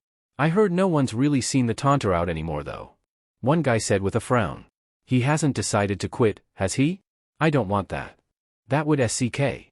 Izuku walked quicker, not wasting any more of his time eavesdropping on their conversation. He didn't realize how many people knew about his vigilante escapades. He had no idea some people enjoyed his presence as an idiot kid who insulted villains and occasionally knocked them out. He slipped in the house, darting into his room to grab clothes and take a nice long shower. Izuku stood in the shower, the water raining down on him as he frowned. Sure, he was helping people, what with putting Dabi in an actual home to the petty villains he got off the streets simply because they wouldn't insult him, but none of that actually constituted as anything heroic. Right? Izuku walked out of the gates of UA, wholly unimpressed. Oh sure, the sheer size of the land was enough to make anyone stop and stare, but Izuku wasn't going to marvel at the school itself. There were so many questions he had about the main building itself that he couldn't actually figure out how to like it. First of all, why was it in the shape of an H? Its initials are U and A. No H. It makes no sense to him. On top of that, there are so many windows. The entire outside seemed to be built of glass and it made no practical sense to Izuku. Design-wise it looked fine, but it could be more. The land on the other hand was impressive. Something Izuku would have spent hours and hours looking around if he wasn't paranoid that the principal would pop out of the bushes somewhere. His time spent in the examination room nearly made him scream with the 4 different types of whites painted on one wall, which made him simultaneously confused and annoyed. He did his best avoiding doing so and instead angrily wrote about the reason why he'd be able to create a better hero grading system with his hands bound and head shoved into the sand than the HPSC had done. Izuku thinks he did well. He knows he did well. The problem is, he has no idea if he did well enough to land in the best management class that he could. He wanted to. It was an odd feeling, to have this much passion flowing through him when he honestly didn't think he cared about getting into UA. Izuku thought, maybe, he was nervous about not being accepted and never being able to contact Kaken again. But then again, he'll see Kaken for birthdays and family holidays every year, so even if he doesn't get in, he'll still see him. No. Izuku thinks he might actually be interested in being able to learn from UA. He's interested in learning from their management course because he wants to. Izuku was well aware that he was selfish, but he never thought he'd grow selfish over his schooling choices. He had always told himself he'd be fine. As long as people said his name wrong and continued to make him money, he would be a good son and provide for his family. He's proud of his ability so far. He's been able to keep his promise of taking care of everything his mother might need, and now that she has Naomasa, there wasn't anything missing from her life. Izuku was happy to be selfish if it meant taking care of people he cared about. Even with the apartment complex and the houses he was renting out, he was still selfish enough to give them the wrong name and make them call him that. He still acted as their landlord and disturbed their lives. He was selfish enough to bring them into his life and Izuku didn't care. It was just so odd to figure out how he was growing selfish over something as meaningless as school. Izuku had never needed to be passionate at school. Growing up with Kaken and sitting behind him, it was hard not to get involved though. There was a silent thing he had with Kaken, where they would try their hardest and study and see who got the better score. It was exciting to pour his all into something as bland as a worksheet, especially when he was rewarded with attention from Kaken. He slipped inside his house and spent the rest of the day up there, not speaking to anyone. Izuku simply didn't understand why he wanted this as much as he did, and that freaked him out. He was not easily shaken. He couldn't be when he was stupid enough to spend his nights coaxing criminals to call him the wrong name and ran an apartment complex full of homeless people who were often desperate for more. But now Izuku was freaking out. He had spent his life providing for his mother and those he considered family, but what he wanted to do was taking selfish to a whole new level. Sure, most kids had passions and things they looked forward to, but Izuku never allowed himself to indulge in those sorts of things. He knew his purpose, to make money and provide. And he's gotten good at doing so. In fact, he's gotten so good that he didn't need to think about his future career at all because that was unnecessary. And yet, Izuku might have found a passion. He nearly enjoyed the sorts of subjects he saw on the entrance exam today. He remembers the fever he used to write in his essay, frustration flowing through his veins when he hadn't had enough time to finish his conclusion. Izuku wondered why this was happening now. He wondered what he might do about this. He knew, subconsciously, that he'd choose to go to UA if given the choice. He was well aware of what awaited him if he went there and found himself yearning for the chance to learn more. Izuku blinked, looking at the clock.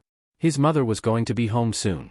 She had always supported him through his odd endeavors and silly whims. She was the one who had suggested getting into UA in the first place, telling him to focus on his schooling and less on the money-making. He wondered. It took nearly a week for Izuku to stop running into walls, too lost in his own head as he tried to figure out why he was so nervous for this and what he was going to do about schooling if UA didn't pan out, and then freaking out because he needed UA to work out. Obviously, the inside of Izuku's brain was scrambled.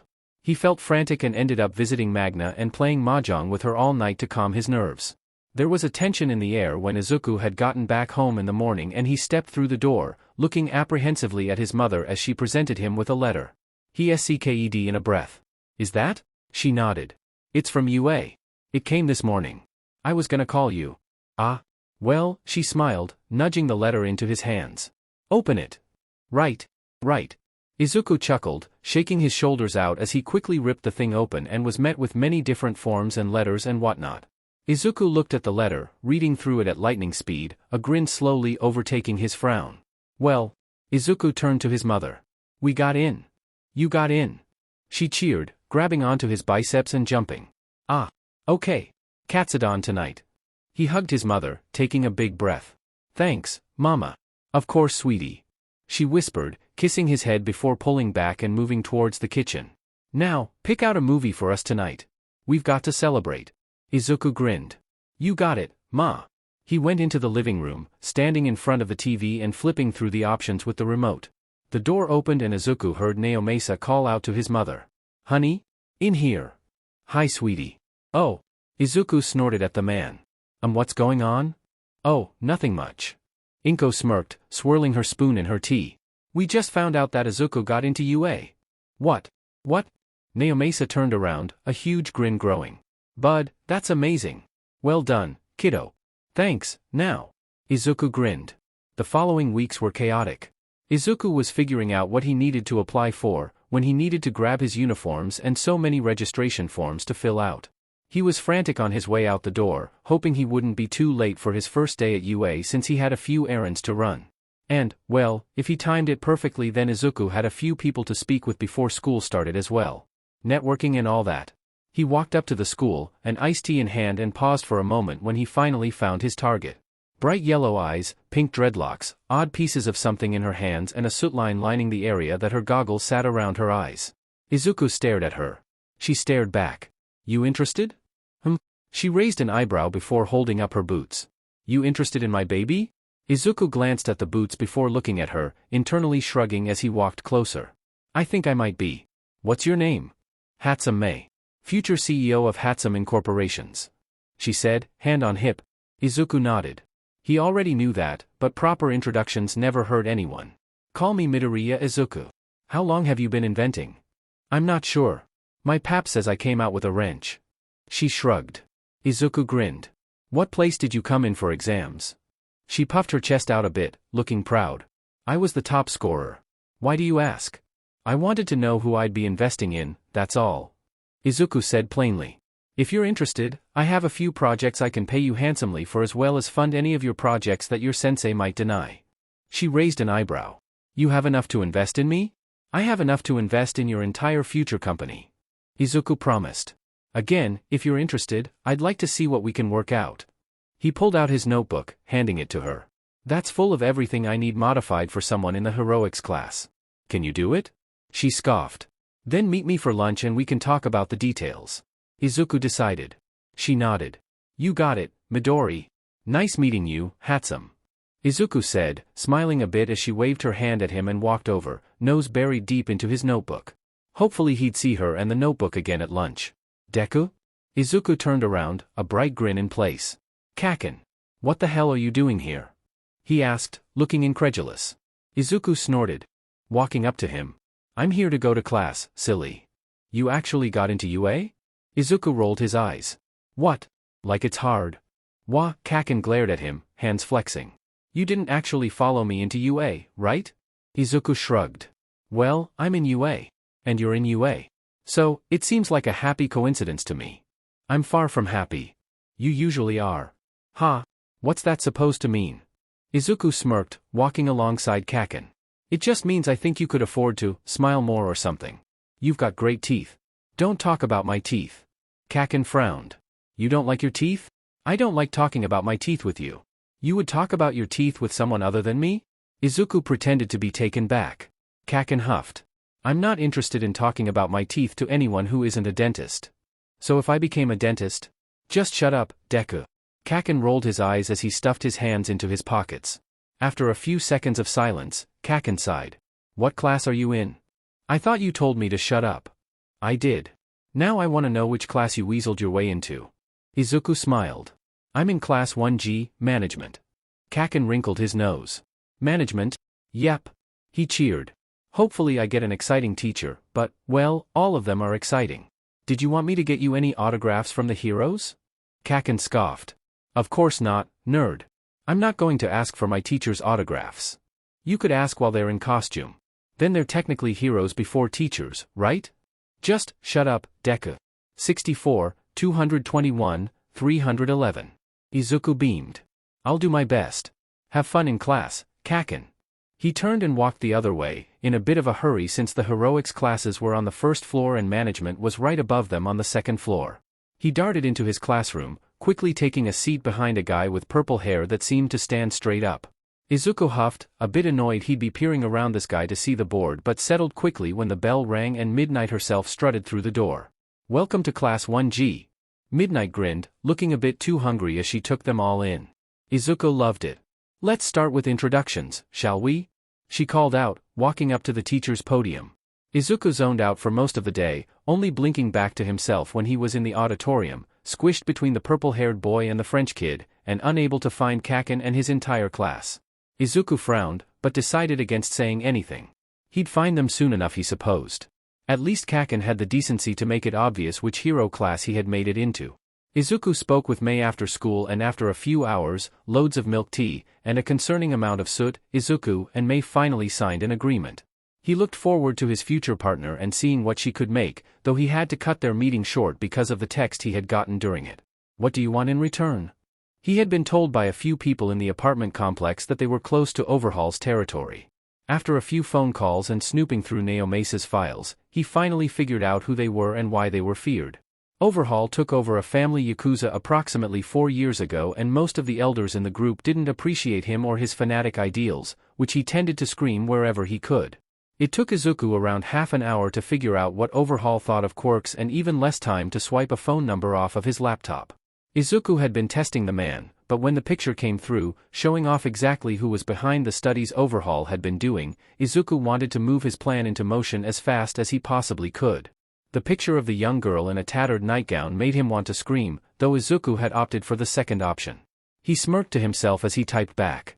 Just bring me the girl and you'll have it all. Lincoln Park. 5 minutes. See you then. Izuku ran, not wanting to miss his chance. He ran through the gates of the park and to the bench he had been promised she'd be dropped off at, his heart pounding when he rounded the corner and didn't see them. He breathed out, happy when he watched some guy in a bird mask walk, Eri trailing along unhappily behind him. Izuku walked over and approached them, nearly flinching when the man snapped his fingers and Eri ran over to the bench and sat down. Oh. Izuku wanted to murder this man. Do you have my money? The guy gruffly asked. It's been deposited into your bank account already. Izuku promised, nearly waving the man away as he stared at her. The guy huffed. Fine. He looked over and seemed to roll his eyes. I don't know what's so special about that kid to you. She's basically a walking curse. Izuku did nothing more than hum an acknowledgement towards him, letting the man leave without another word as he continued to look at the girl. He walked around the bench slowly, watching as her hands trembled and eyes darted around the scenery. He swallowed, sitting down and facing forward, trying to alleviate some of her stress. I'm Izuku. He finally said, looking forward. They told me your name was Eri. She nodded, fists clenching her dress. MMHM. Izuku hummed. I was told that the Birdmen were bad people. Eri nearly nodded before she shrugged, feigning indifference. Izuku hummed again. I think they're terrible people. She gasped. What? I think they're terrible people. Izuku repeated, like a promise, and looked her way. I want to help you get far away from them, Eri, but only if you'll let me. She stared at him for a few moments before standing and brushing off the front of her dress. I'll let you. Izuku smiled softly. Wonderful. Come on. Izuku coaxed her, opening the front door. It's all right, I promise. The Birdmen aren't going to be around for much longer. Her eyes twinkled. Really? Izuku? His mother called out, walking out of the kitchen. She gasped, her eyes sliding down to meet Eri. Well, hello there. Hi. Who's there? Naomesa called out, rounding the corner. His jaw dropped as he looked at the both of them. Guys, this is Eri. Izuku turned around, smiling at her gently as he softened his voice. Eri, this is my mama and papa. Her name is Inko and his is now. She nodded, ducking her head down slightly from the attention. He turned back towards them with an innocent smile. Wah, kid. Izuku turned around and smiled warmly at her. Eri Midoriya. That has a nice ring to it, doesn't it? She nodded back quickly. It sounds pretty. Naomesa choked and Izuku's smile got brighter when he heard his mother elbow the man. Good. I'm glad. She ducked her head, red tinging her cheeks. I'm glad too. Izuku smiled wider. It looked like he had gotten a new addition to the family. All right, get going, kid. Naomasa smiled, ruffling Izuku's hair as he held Eri with an arm. And remember what we talked about. Izuku nodded, smiling at Eri. Goodbye, Eri. I'll be back soon. She leaned towards him, still clinging onto Naomasa, and spoke softly. Goodbye, Zuku. He waved them goodbye and rolled his eyes as Naomasa gave him a look as he walked out the door. He understood bringing Eri home was a bit unexpected, but they had the means to provide for her and she didn't need to be living with the Yakuza in the first place. Of course, the new rules for Izuku as he left the house were a bit amusing. On top of being banned from acting as a vigilante, and banned from visiting hero merch stores without a supervisor, now he wasn't allowed to adopt any more kids into the family. He huffed to himself as he walked up to the gates of UA and slipped in with the crowd. His family had some ridiculous expectations if they thought he wouldn't adopt a kid on the street again. Izuku slipped into his chair and dropped his bag in front of him, looking questioningly at the head of purple hair standing tall, in front of his face. He could not see the whiteboard like this, so he inched his desk over a few paces and sat back, relaxing in his new spot. The guy turned around to give him the stink eye, but Izuku couldn't care. He could finally see the whiteboard and wouldn't be questioning the lesson today. Maybe he should have gone into heroics. At least then he could have had Kaken seated in front of him the whole time. That would have been so nice. Welcome, children. Midnight called out as she grinned, strutting through the doors. The projection turned on and Midnight took off her coat, shuffling around a few papers as she got ready for the day. The final bell rang and she finally acknowledged them. All right, kiddos. Today, we're doing algebraic expressions. Nothing too hard, but it requires some practice to get it down. Don't slack off, this information will be on your finals. Gross. The guy in front of him muttered. Izuku tuned the rest of her speech out until she switched the projection and the words, partners, were lit up. He nearly screamed when he figured out what was happening. And, our last group, Shinso, Midoriya, and Aoyama. Midnight announced. I'll give you a few minutes to introduce yourselves while I pass out the packets we'll be working on. Shinso. The guy in front of him said as he turned around, his head hanging and his purple eyes looking ready to be rolled. Izuku blinked. Shinso? My name. He clarified. Izuku hummed as he turned to the other guy right next to him. Ah. Alright, well, what about you? Aoyama Yuga, Messrs. He smiled, a sparkle appearing from nowhere. Izuku was impressed. Nice to meet you both. I'm Midoriya Izuku. He introduced himself. Midnight calls you Midoriya though. Izuku waved Shinso off. She's wrong. He flipped open his packet, eye twitching when he realized he'd be dealing with math today. Nothing awful, but he hated working on math in groups. Our teacher is wrong? Aoyama asked, confused. Izuku shrugged. Doesn't matter. So, how are you boys at algebra? Not entirely awful. Shinso answered. Aoyama looked ashamed. I'm afraid I say pas terrible, mon ami. Izuku nodded grimly. Ah, I see. You understood that. Shinso said, like he meant it to be a question. Izuku shrugged, looking back at his packet. I know when someone isn't the oh how fantastic, over the moon, jumping for joy kinda guy when I say the word math. Good point. Thank you. All right, class. Midnight called up. All three boys breathed out a sigh of relief. You have the rest of the PRD to work together. Anything you don't get done in class, take home and bring in your finished work tomorrow. Get started. Prendre la tête.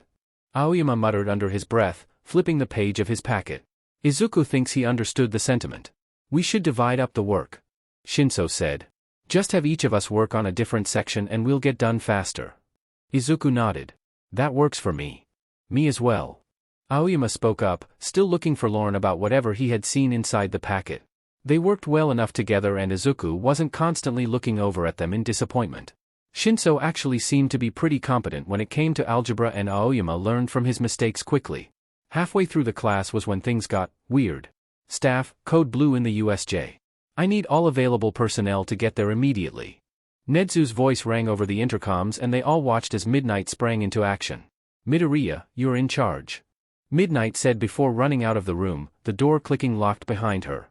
He stared at the door, confused about what was happening. His peers turned to him. Oh boy. Izuku looked at Shinso before whispering. Why me? He raised an eyebrow. Your VP in class press isn't here today. Izuku nodded. Right. I knew that. Oh my god. Shinso groaned. Izuku rolled his eyes. You know the manic one around here, right? Aoyama asked, pointing at him with his pencil. May something? Ask her what's going on. She'll know. Izuku blinked. Would she know? Aoyama nodded. Allez, prends ton courage à deux mains, she'll know. Izuku blinked again before nodding, hoping that was some sort of encouragement. Or something. Who really knows? He went to check his phone, smiling a bit when he got texts from May as soon as he did. But then he read them. USJ is under attack. Probably villains. I think my test sub from 1A are in there. Izuku took a deep breath, trying not to get too angry at the moment. Because, from what it sounded like, someone had attacked Class 1A. Someone had attacked Kaken. Izuku waited as patiently as he possibly could for the next few days. UA had given everyone the weekend to recover, and while some might have been at home comforting their families, Izuku locked himself inside Kaken's agency, sat on the couch and stared at the clock situated on the wall, waiting for Father Time to do his job and get him back to school.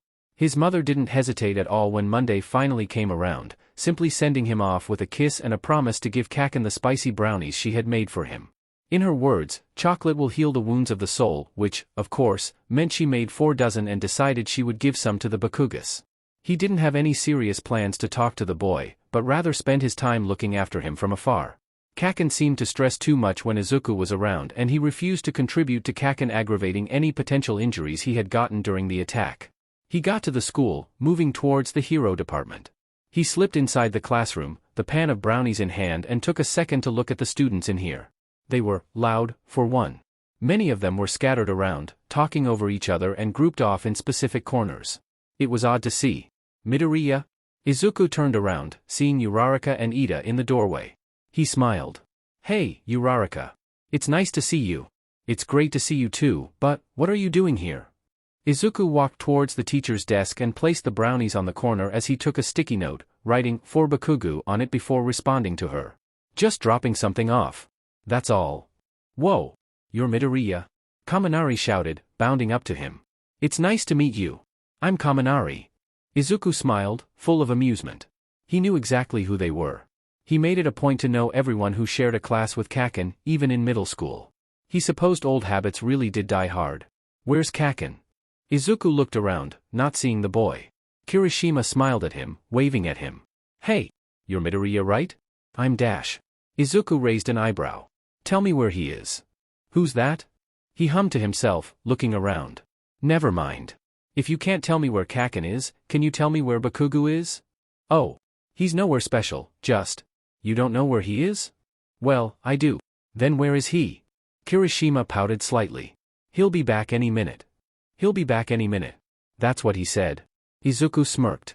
So the boy was either with his homeroom teacher or being checked out by recovery girl. Izuku nodded, spinning on his heel to go see for himself. Hey, wait. Izuku turned. Thanks for not helping me. I'm gonna go see them now. Bye-bye. Wah, but, Kirishima spluttered.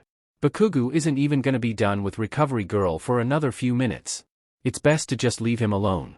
Izuku snickered to himself, walking out of their classroom without looking back. Kaken picked up some of the oddest people and made them his friends. Hopefully they'd have the sense to keep their distance from him and avoid telling him what to do with his Kaken. That might not end well for them. Izuku giggled to himself, shaking those thoughts from his head as he turned the corner. No need to think about these things when they wouldn't be happening. He made his way quickly towards the nurse's office, rounding the corner as quietly as he could and peered into the rooms, eyes softening when he heard Kaken throw a fit about recovery girl wrapping up a few of his wounds since she couldn't heal them with a kiss. He smirked, happy to hear the boy was well enough to protest against the nurse, and carefully made his way back out of the nurse's office, knowing full well that Kaken hated it when Izuku saw him in a vulnerable state. He closed the door, standing there for a few more seconds before sighing to himself and walking away, satiated for the moment. Izuku shook himself out of it, going down to the basement and walking confidently through the steel doors, amused when he saw Maijima flinch at the sound. He watched the teacher sigh. Midoriya. Izuku nodded. Maijima. What are you doing here? Maijima asked as Izuku got closer, standing near the teacher's desk that he sat at. What is she doing?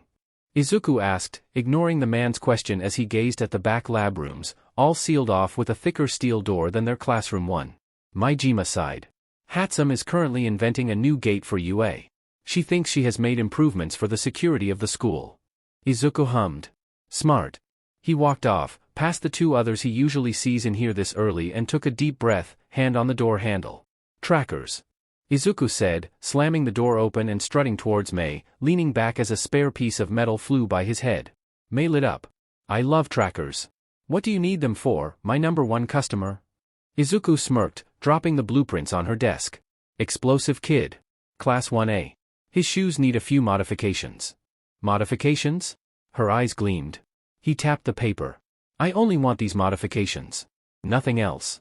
She pouted for a second before bouncing back. Okay. What else? Izuku grinned, pulling out another blueprint. I want his gauntlets smaller. He needs mobility. Too true. She murmured. He walks around his gauntlets and it is the weirdest thing. Izuku nodded. A true fashion travesty. Only his? Mei asked suddenly. Izuku tilted his head. You want these changes in all of Class A's shoes? Mei tried to clarify. Izuku tilted his head further. He really only meant to keep track of Kaken, but the others could benefit from it as well. He shrugged. Sure. Them, too. Mei grinned, turning back to her things. Good idea, Midori. 62, 334, 121. Izuku grinned, grabbing his papers and folding them under his arm. Thanks, Mei. Anytime, moneymaker. Izuku walked out, content with his work. He went through the rest of his school day ignoring his peers and doing his best to keep his head down during classes.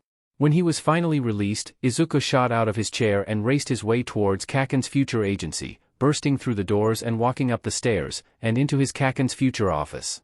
He sat down, dumping his bag at the side of the desk and sighed as he turned the computer on, glancing at the monitor. He had been working on a code for the better part of a month, though he had only truly been motivated in finishing it over the past weekend.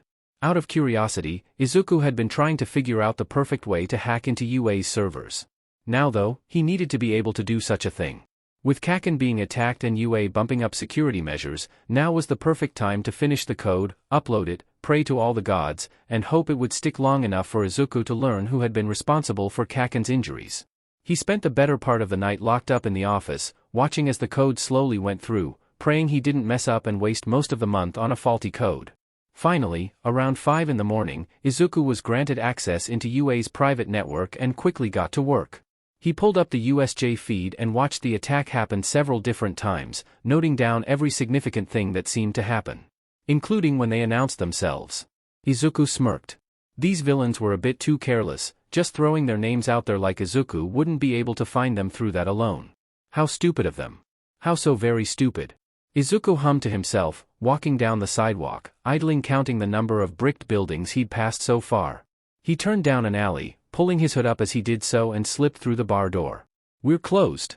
Someone yelled out, their scratchy voice louder than the sounds of a video game playing. Someone stood behind the bar counter, a man made of mist, and continued to wipe down the same glass over and over again. Izuku walked down the hallway silently, glancing over at the TV in front of the couch that was showing some game. A blue-haired man sat on the couch, completely focused on his game, pinkies sticking outwards. Izuku sat at the bar, adjusting his stool for a moment before leaning back, an easy smile situated on his face. Kurogiri, may I get a lemonade? The mist man stared at him, his yellow eyes looking into his soul for a moment before he slowly nodded. What flavor of lemonade would you like, sir? Call me Deku. Izuku demanded before looking around. And raspberry lemonade would be great. Kurogiri bowed his head. Of course, Deku. Who, the F, are you? Shigaraki growled, hands scratching furiously at his neck. Izuku paid him no attention as he looked around for a moment longer, glancing at the doors and making sure he did his math right about how long it would take for Kurogiri to react to something. Izuku sighed to himself, offering Kurogiri a smile when the man brought back his lemonade in a glass, setting it before him. Thank you, Kurogiri. The man bowed his head. You're welcome, Deku. 61, 887, 912. Izuku's smile brightened. What are you doing here? Shigaraki asked, still scratching roughly at his neck. Izuku smirked. I simply wanted some lemonade. And I'm a paying customer. What else would I be doing here, besides drinking? F you. Shigaraki. Mind your manners. Who is that? Izuku asked, head tilted. He hadn't accounted for a third party being involved tonight. Shigaraki's eyes lit up. Sensei. That's wonderful. Izuku rolled his eyes. I need an actual name, genius. I use many names, but you may call me all for one, young one. The voice from the radio spoke up. Izuku hummed.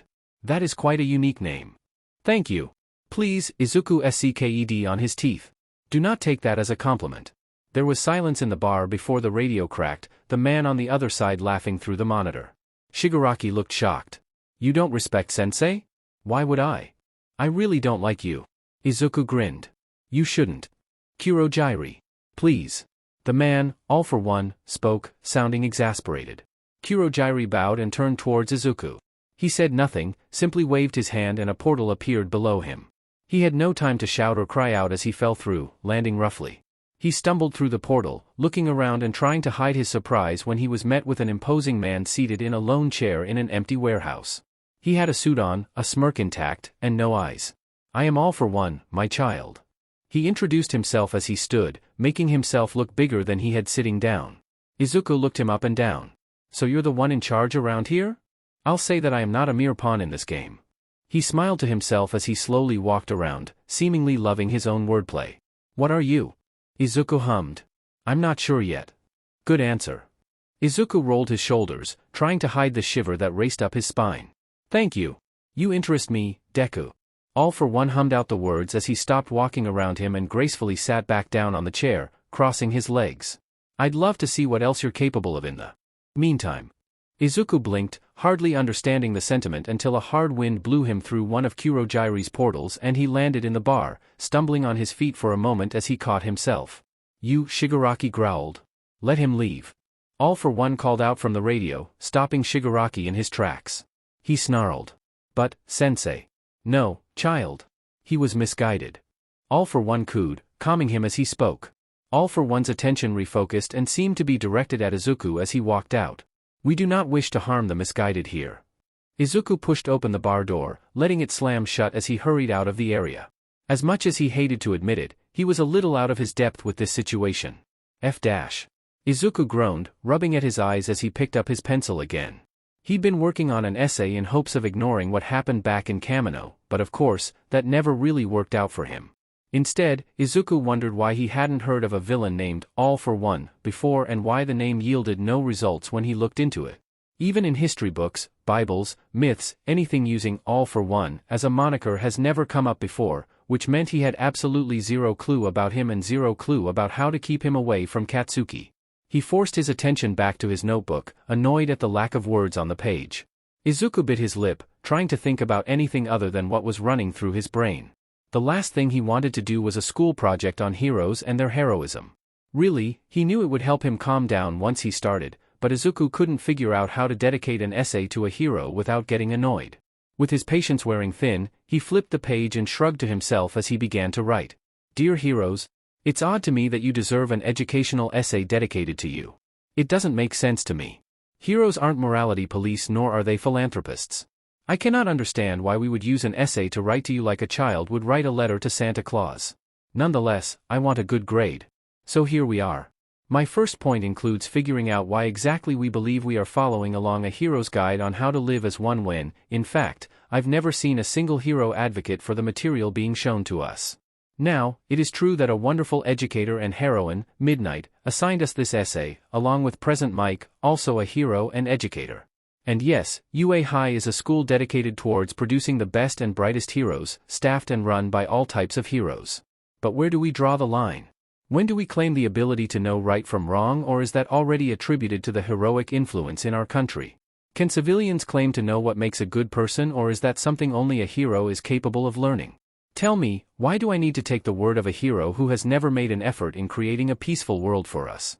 If I'm being honest, I'd argue I only know two heroes that have fought for a better tomorrow for everyone in Japan. All Might has, of course, made impossible feats become possible. The man is literally named the symbol of peace, and for good reason. He has created the most peaceful era Japan has seen since pre-Quirk days, dating past the First Quirk War. Sure, he's capable of changing the weather with a punch, but All Might decided to use his power for the greater good of Japan. It probably cost him everything to stay on that pedestal we put him on. So he deserves to be considered a hero in all aspects. The second hero I believe is working towards a better tomorrow is a hero by the name Lord Explosion Murder, or, more likely, Dynamite. I grew up watching this hero command a room with a change of posture. I grew up watching this hero become so much stronger than a mere quirk. He has truly shown me that he's willing to create a better tomorrow for the future of heroics, no matter the cost. He's a man of resilience, someone who could be named the symbol of victory, and I wouldn't blink twice. He's someone who's overcome many obstacles to get where he is today. He is a hero. He is someone I'd listen to, even as my hearing fails me and my eyes glaze over. I would always find a way to listen to what he has to say. Dynamite is my hero. And he. I am here, I am here, I am here. Izuku blinked, glancing over at his alarm clock and staring at it for a few seconds before finally shutting it off and letting his head drop to his desk, pushing the essay away from him as he did so. He glared at the ground, trying to get his thoughts in order. Izuku needed to help Kaken. That much was obvious. He had no desire to help Japan, but he had made a promise to himself that he would make sure Kaken got every opportunity to become a hero. And All for One was in his way. He heard someone lightly knock on his bedroom door and answered with a grunt. It cracked open. Izuku? He smiled. Yes. Naomasa? Why is your light still on? You didn't stay up the whole night, did you? Izuku blinked, his head popping up and stumbling out of his chair to make his way over to Naomasa. You're a detective. You're a detective. Izuku's smile grew wider and wider as he looked at the man. Come on. Izuku tugged at his arm, ready to race over to the station. We got so much to do and plan for. Izuku. Naomasa pulled his arm back, looking him up and down. You need to tell me what's happening first. He blinked. All for One keeps stealing Kaken from me. I need you to stop that. Naomasa's jaw dropped. All for One? You're sure? Izuku rolled his eyes at the man. Yes. And I agree with you, it's a stupid name, but I can't care, 'cause I need him to leave Kaken alone. His name is All for One? Yes. Izuku stared at the man with a slight frown. All for One. That was the name he gave me. He gave yo. Naomasa gripped onto Izuku. Did you meet All for One? In person? Izuku blinked. Yes. Why? Well, I certainly didn't meet the man on purpose, Naomasa. Don't be silly. Why, did you meet him in the first place? I didn't mean to. But why? Izuku shrugged. That doesn't matter. It really, really does, kid. Really? Really, really. Naomasa confirmed, staring at him intently. Izuku sighed. I was actually trying to find Shigaraki and Kurojairi. Naomasa blinked. The villains from the USJ attack? How did you even know about them? People talk. Well, it's true. Izuku defended himself. Naomasa looked at him. Why were you trying to find them? That doesn't matter. It does. It doesn't need to matter. Is it about what happened to your friend? Izuku stiffened and Naomasa kept talking. You know that entire class is safe now and we're almost positive this won't happen again. Izuku looked at Naomasa then. He needs to be safe. The biggest threat to his safety right now is the two villains and All for One decided to try and disturb his training again, so, if you would kindly follow me to the station, I believe I have some information for you. This is about your friend? Izuku shrugged. So what if it is? Naomasa paused, looking into Izuku's eyes and searching for something before he nodded. All right, let's go. They walked out and drove over to the station in silence, hardly glancing at each other as they did so. The entire process happened so quickly, Izuku thought he would have missed it if he blinked. Heroes running into the station, raids being set up at a conference table meters away from where he sat, a paper water cup in front of him as he recited every single detail he could remember to Naomasa more times than he cared to count. He watched them run around him and Sansa was kind enough to take him back home where he could only hold his mother and make sure she didn't stress herself out the entire night. Izuku gnawed at his lip, letting his leg bounce as he sat on the couch, his mother's hands holding onto his arm, obviously trying to support him and calm him down while she freaked out. He bit at his fingernails, trying to ignore the fact that he had put Tsukachi and a whole bunch of heroes in danger. He went to his room, trying to breathe for a moment by himself when he heard something. Something knocked on his bedroom window again and Izuku frowned, listening intently. It hit it again and Izuku stood up, looking at his window to find out what was wrong. He made eye contact with Kaken, who was standing out there, his hands positioned to throw another rock at his window. Izuku swallowed heavily. Oh no. Izuku cracked open his window, sticking his head out. Kaken. What a surprise. Shut up and get down here. Kaken glared at him, looking very impatient. Izuku winced. Right. About that. I'll come up there if you don't come outside in the next 30 seconds. Kaken warned him. Izuku turned around, walked out of his bedroom door and ran over to the front door, running outside without shoes, basketball shorts and a muscle shirt on. He ran around the apartment building, seeing Kaken walking with his hands in his pockets towards the public park right next door. He ran after him, not wanting to lose sight of the boy at night. Kaken. Izuku glared at the boy, running closer when he watched his friend ignore him. Kaken. Every time I think I have your rat brain figured out, you go and do something different. Katsuki spoke up, slowly turning around to face Izuku. I just don't understand it. Izuku blinked at the boy. What don't you understand? I'm glad you asked, Deku. Katsuki smiled, walking forward as a hand sparked. I don't understand what you're doing. I never understand, but you always have a reason for doing something, don't you?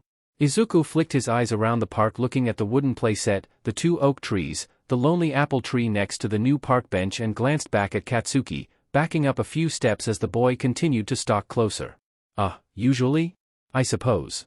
Katsuki grinned, pointing a finger at him and shaking his hand a bit. You see, that's what I always thought. But I just can't understand, for the life of me, why you would go to Kamino and then, not 6 hours later, the heroes announce they've captured Shigaraki and Kurojairi in a surprise raid. Izuku grit his teeth as he feigned confusion. Who's that?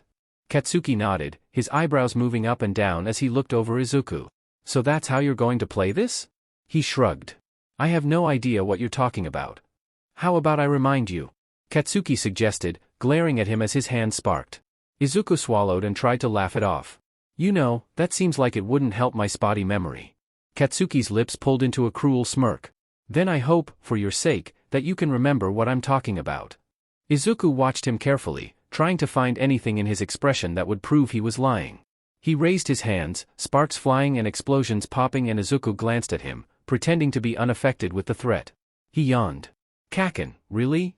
Katsuki's face dropped for a moment, something unfamiliar flashing in his eyes before they hardened, and he shoved Izuku. He fell, landing roughly on his butt, and looked up to see Katsuki tower over him. Kaken. This doesn't need to be difficult, Deku. Just tell me what you remember. Katsuki demanded, hands aimed towards him. Izuku moved his hands to show his surrender, staring into his eyes. Why does this matter so much to you? It doesn't. Izuku raised an eyebrow and smiled at the boy. That's how you're going to play this? Katsuki frowned, his nose flaring as sparks flew around his hands. Don't try to use my words against me. Izuku shrugged. Sorry, Kaken. Tell me what the hell you were doing with those villains. Katsuki tilted his head then, smirking a bit. Unless, of course, you're keeping quiet because you're actually working with them. Izuku's eyes flashed as he leaned up. You think I would work with villains that attacked you? Katsuki shrugged. You tell me. That's the stupidest thing I've ever heard. How was I supposed to know? Katsuki seethed. You aren't telling me anything. So? That doesn't mean I'd ever work against you. So you're not working with the villains. You obviously know who they are. How? Why? Izuku rolled his eyes. One question at a time, please. How? They weren't exactly subtle. Neither are you. Izuku scoffed. I'm better than they are. Oh, I bet. Katsuki mocked. Why? Why what? Katsuki poked him in the chest. Why do you know who they are? Why do you even care? Izuku shoved his hand away, glaring at the boy. Why would I care? Is that a question that I really need to answer? Katsuki shrugged. I'm not sure. I mean, first you're hanging out with villains that attack my class, and then the heroes magically figure out where they are and seize their base of operations.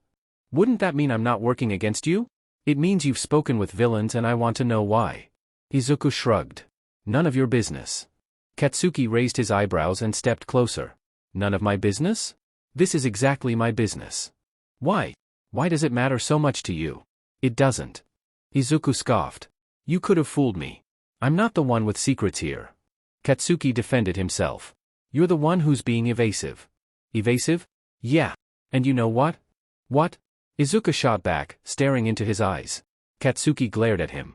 You're the one with FING issues between the two of us. Oh really? Really? Izuku shook his head, taking a step back from the idiot in front of him. You can be so unbelievably dense sometimes. Ha! He rolled his eyes. To think, this is all over some villains that were bothering you. Well, you're welcome. They shouldn't be bothering your training anymore since I helped throw them in jail. But, no, there's no need to thank me or anything. Just yell at me until you understand your feelings and I'll go on my merry way. Katsuki narrowed his eyes. You really think that's what I'm doing? You want me to spell out my feelings for you, then? Fine. When I found out that you were the dumbfuck who put those villains behind bars, I wasn't happy because you weren't supposed to be in that kind of danger. You were supposed to be at home, pretending to work on homework while you frolicked around the city and did whatever you spent your time doing. Katsuki sighed. I don't like hearing about you acting like a reckless hero, idiot. So what? Izuku shot back. Who cares if that's what I did? I'm smarter than you think. And besides, I'm not acting like a hero. I'm just doing the right thing. That's all.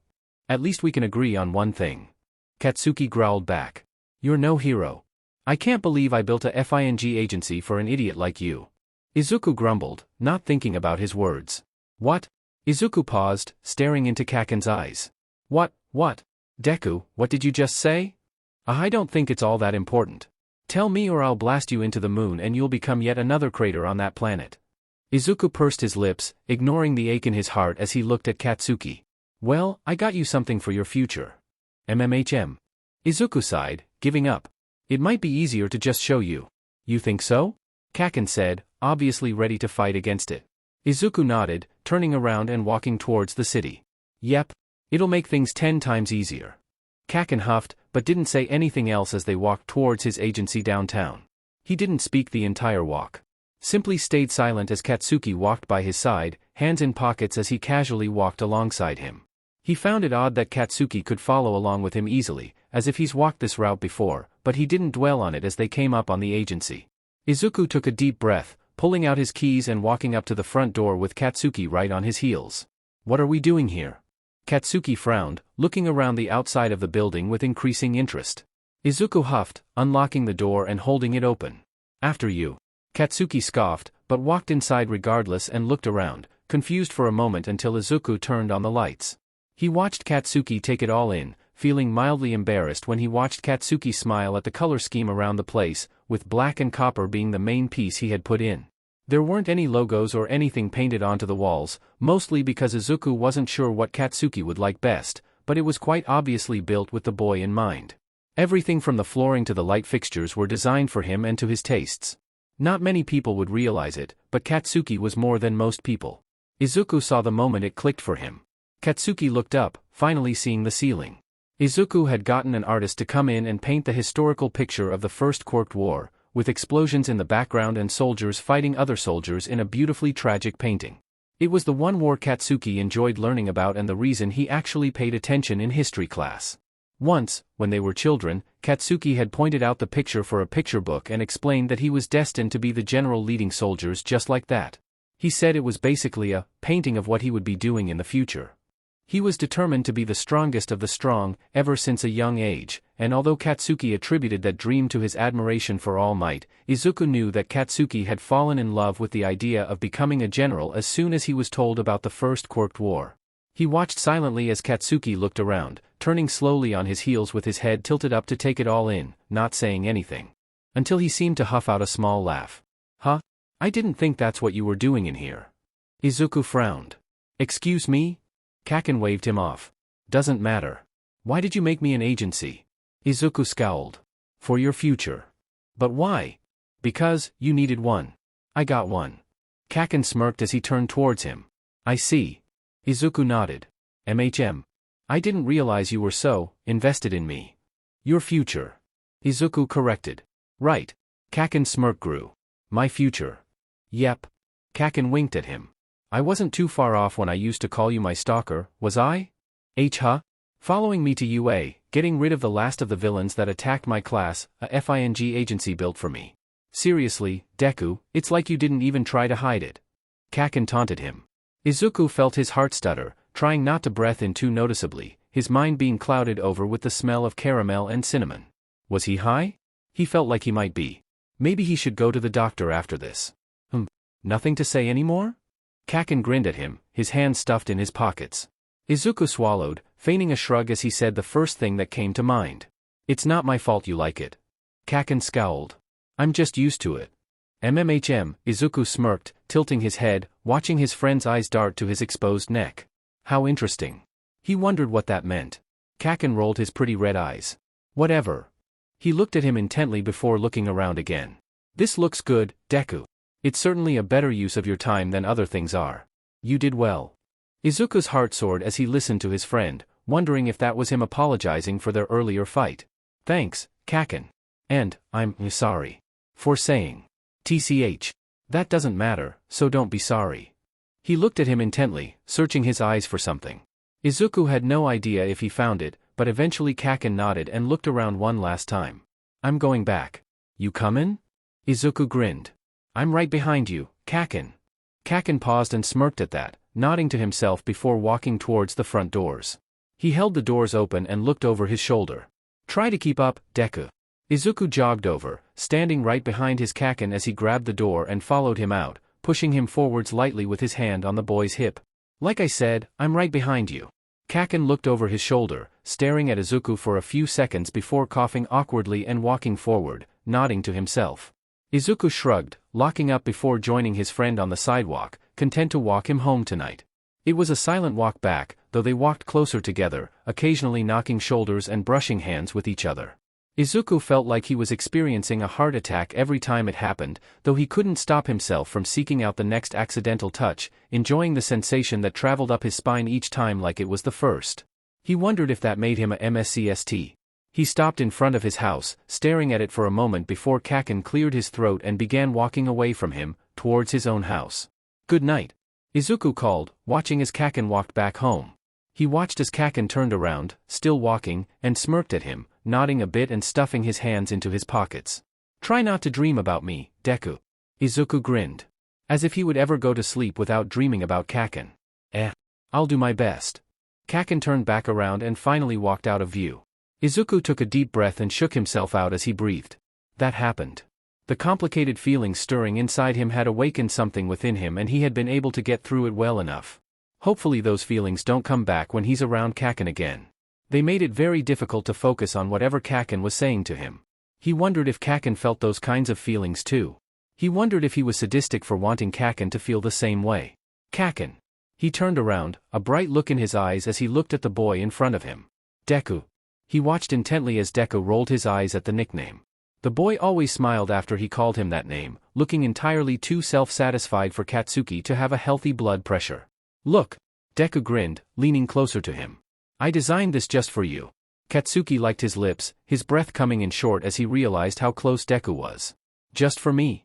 Deku smiled, leaning closer, the ghost of his breath caressing his neck as he whispered. You know I only have eyes for you, Kaken. He breathed out, skiing in another breath as he locked eyes with him. His red staring into his green and he felt his eyelids droop. Prove it. Something primal flashed in Deku's eyes as he stood, towering over Katsuki and leant down to be face to face with him, his hands braced on either side of Katsuki. He was trapped and yet, he had never felt more free. Deku brought his hand to Katsuki's jaw, his thumb brushing along his bottom lip. Katsuki opened his lips slightly and leant back against the wall, watching with fascination as Deku's eyes blew wide. Are you sure? Deku whispered, his other hand coming to rest at his hip, pushing him against the wall fully. Katsuki let out a shuddering breath. God, yes. Deku smirked, his eyes basically stripping Katsuki naked as he looked him over. So eager, aren't you? Don't you know good things come to those who wait? Katsuki shook his head. We don't need to wait. Ah. Deku clicked his tongue, his lips so close to his own that Deku was breathing his next words into Katsuki. Where's the fun in giving you what you want now? Katsuki groaned, his head knocking against the wall, though his hands never left Deku's body, one tangling itself into his curly hair while the other ran up his stomach, feeling surprised at the defined abs he was trailing. What do you want from me, Deku? Everything you can give me. He responded quickly, equally as incapable of pulling away from Katsuki as he was. He breathed out carefully. What if I give you all of me? Deku grinned, golden green eyes flashing dangerously. All of you? That's a dangerous sentence, Kaken. I know what it means. Deku hummed, a smile tugging at his lips as he moved with Katsuki, hands never leaving him while they stood in each other's space. He stared at Katsuki's lips and he made himself wet them, feeling a thrum of pleasure when Deku liked his own in response. You sure about this? Katsuki nodded quickly. I've been sure about this my entire life. Deku hummed again, getting closer. If I get you now then I want you. Forever. Katsuki looked into his eyes. Then I want the same from you. Deku blinked, his eyes flashing with an emotion Katsuki couldn't quite identify. He opened his mouth, intent to answer until he started drifting away, a chasm developing between them as Katsuki tried to reach out and pull Izuku back into his arms. I am here, I am here, I am here. Katsuki snapped his eyes open and huffed as his alarm went off, glaring at his ceiling before pushing himself out of bed. He wasn't a fan of mornings. The act of getting out of bed seriously took so much of Katsuki's energy that he wanted to scream at everything he saw. It was one of the many reasons Katsuki made it his mission not to speak to anyone before lunch. Although, that was always difficult with Deku always sitting right behind him, talking his ear off in the sacred mornings. Now that they were in UA and that weird kid that had ball for hair sat behind him, he didn't need to speak to anyone if he didn't feel like it and often spent his mornings ignoring Four Eyes, who reprimanded him for not wearing his tie every day. The worst part about the mornings though, was something he couldn't even control. His FING dreams. He couldn't go to bed without dreaming of Deku whispering in his ear at night, always sending chills up his spine with an unidentifiable pleasure humming in his bones whenever his attention was directed onto him. He swore he was going to horny hell after the amount of twisted dreams he's had with Deku as the main star of the show. Which isn't exactly the first thought anyone wants to have in the goddamn morning, but it's one Katsuki finds himself repeating often enough he's starting to wonder how many more insane things his brain will find to conjure up and turn into wet dreams for him late at night. If he's being honest with himself, he's a bit worried that anyone with a mind reading quick would keel over as soon as they get a glimpse inside his brain because of all the depraved things running rampant in his mind. He moved around and got ready, throwing his uniform tie in the back of his closet and leaving the top 2 buttons undone as he pulled on his blazer. As much as he hated not doing things to perfection, the way he wore his uniform was an odd exception he's come to enjoy. It was imperfectly perfect, with Katsuki spending his time to carefully make sure each piece of his uniform was out of order in some way, no matter how small. He walked out of the hall and into the family room, where his father was sitting in the armchair and reading the newspaper with his reading glasses pushed up high on the bridge of his nose. The news station was on, though his father had that muted as he multitasked, and Katsuki couldn't help but wonder if that's what he'll be doing in a few years when he moves out. He vowed to himself never to buy reading glasses to delay his horrid future. "Brat, where's my kiss?" his ma called out. Katsuki rolled his eyes and moved towards the entryway, uninterested in dealing with his ma's antics this morning. "Up my butt. Katsuki, mind your language," his pa warned, rolling his eyes as he flipped through the newspaper. He huffed. "I don't wanna this morning." "Fine." His ma agreed as she walked around the corner and pushed a bento in his hands. She dusted her apron off, picking at a few lint pieces on it as she spoke again. "Take that to school and don't be so prickly with your friends." "I'm not." Katsuki found himself arguing. His ma looked at him oddly, as if she knew that was the weakest argument he could have thrown back at her, and she shrugged. "Whatever. Just be careful, brat. And make sure to knock some kids down during training." "Mitsuki," his pa huffed, flipping the newspaper again. "Cats, don't beat any of those idiots up unless you can give me 3 good reasons." "Suki, didn't we talk about not telling him to hurt those other kids?" He watched his ma roll her eyes and silently mock his pa for a moment before winking at him and replying to Masaru. "I remember us talking about not telling cats to explode other kids." "That falls under the umbrella of not telling him to hurt other kids, Suki," his pa replied, sounding tired already. Katsuki barely refrained from laughing at them as he slipped out the front door unnoticed while they argued. His parents meant well, but they were terrible at communicating, which was, unfortunately, something they passed down to him. He was trying though. Last night, talking it out with Deku, that was new for him. Ever since his acceptance into UA, he started to realize the world didn't revolve around him, and he took advantage of whatever he had going with Deku. The attack at the USJ rattled him a bit, reminding him that he wasn't the big dog right then. Just a hero in training. A little more than a small nuisance to deal with. Hell, All Might had to rescue him from Shigaraki's pet Nomu and the guy's scary talons during the attack. It was as groundbreaking as it was worrying. He spent most of his days training after school now, especially so since the USJ incident. He couldn't afford to fall behind the other students more than he already was. Despite him fooling them into believing that he thinks he's the shit and the best at everything, he knows where his strengths truly landed, and he's struggling to figure out how to deal with it all. But the worst problem was that he had no free time anymore, which meant he had no time to watch Deku. He refused to call it stalking, mostly because he wasn't creepy about it like Deku was, writing things down in his notebooks that no one should know about him.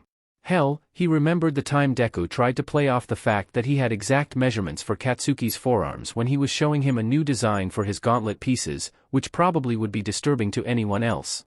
But, luckily for him, Katsuki wasn't just anyone else. He stepped on the train car, moving to his usual spot in the back, and stared out the window, waiting.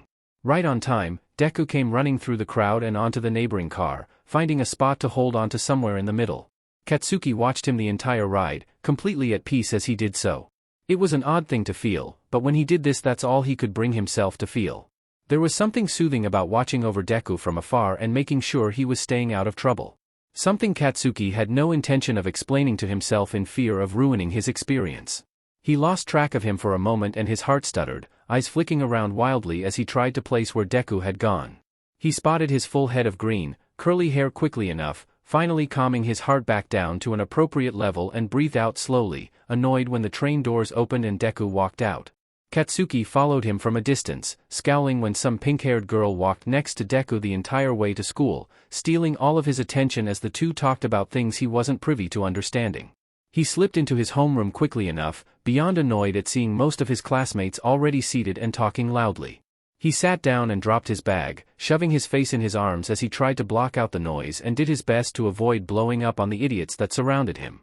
When that didn't work, Katsuki pulled his textbook out of his bag, opening it up to the spot he had left off last night and began trying to read as he ignored the yells of laughter from his peers. "Does anyone here have a crush or anything?" He heard Kaminari ask out near him, poking Katsuki teasingly on the shoulder. He growled, but the other boy was far from deterred. "Bakugou, you got anything to tell us?" "Die."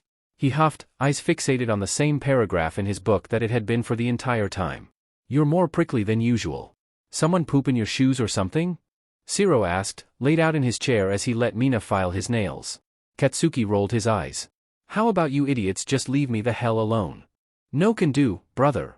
Kaminari grinned, slapping his shoulder and scrambling back into his area when Katsuki glared at him. "Besides, don't you get bored of this lone wolf wannabe thing? Oh my god. I'm gonna murder someone."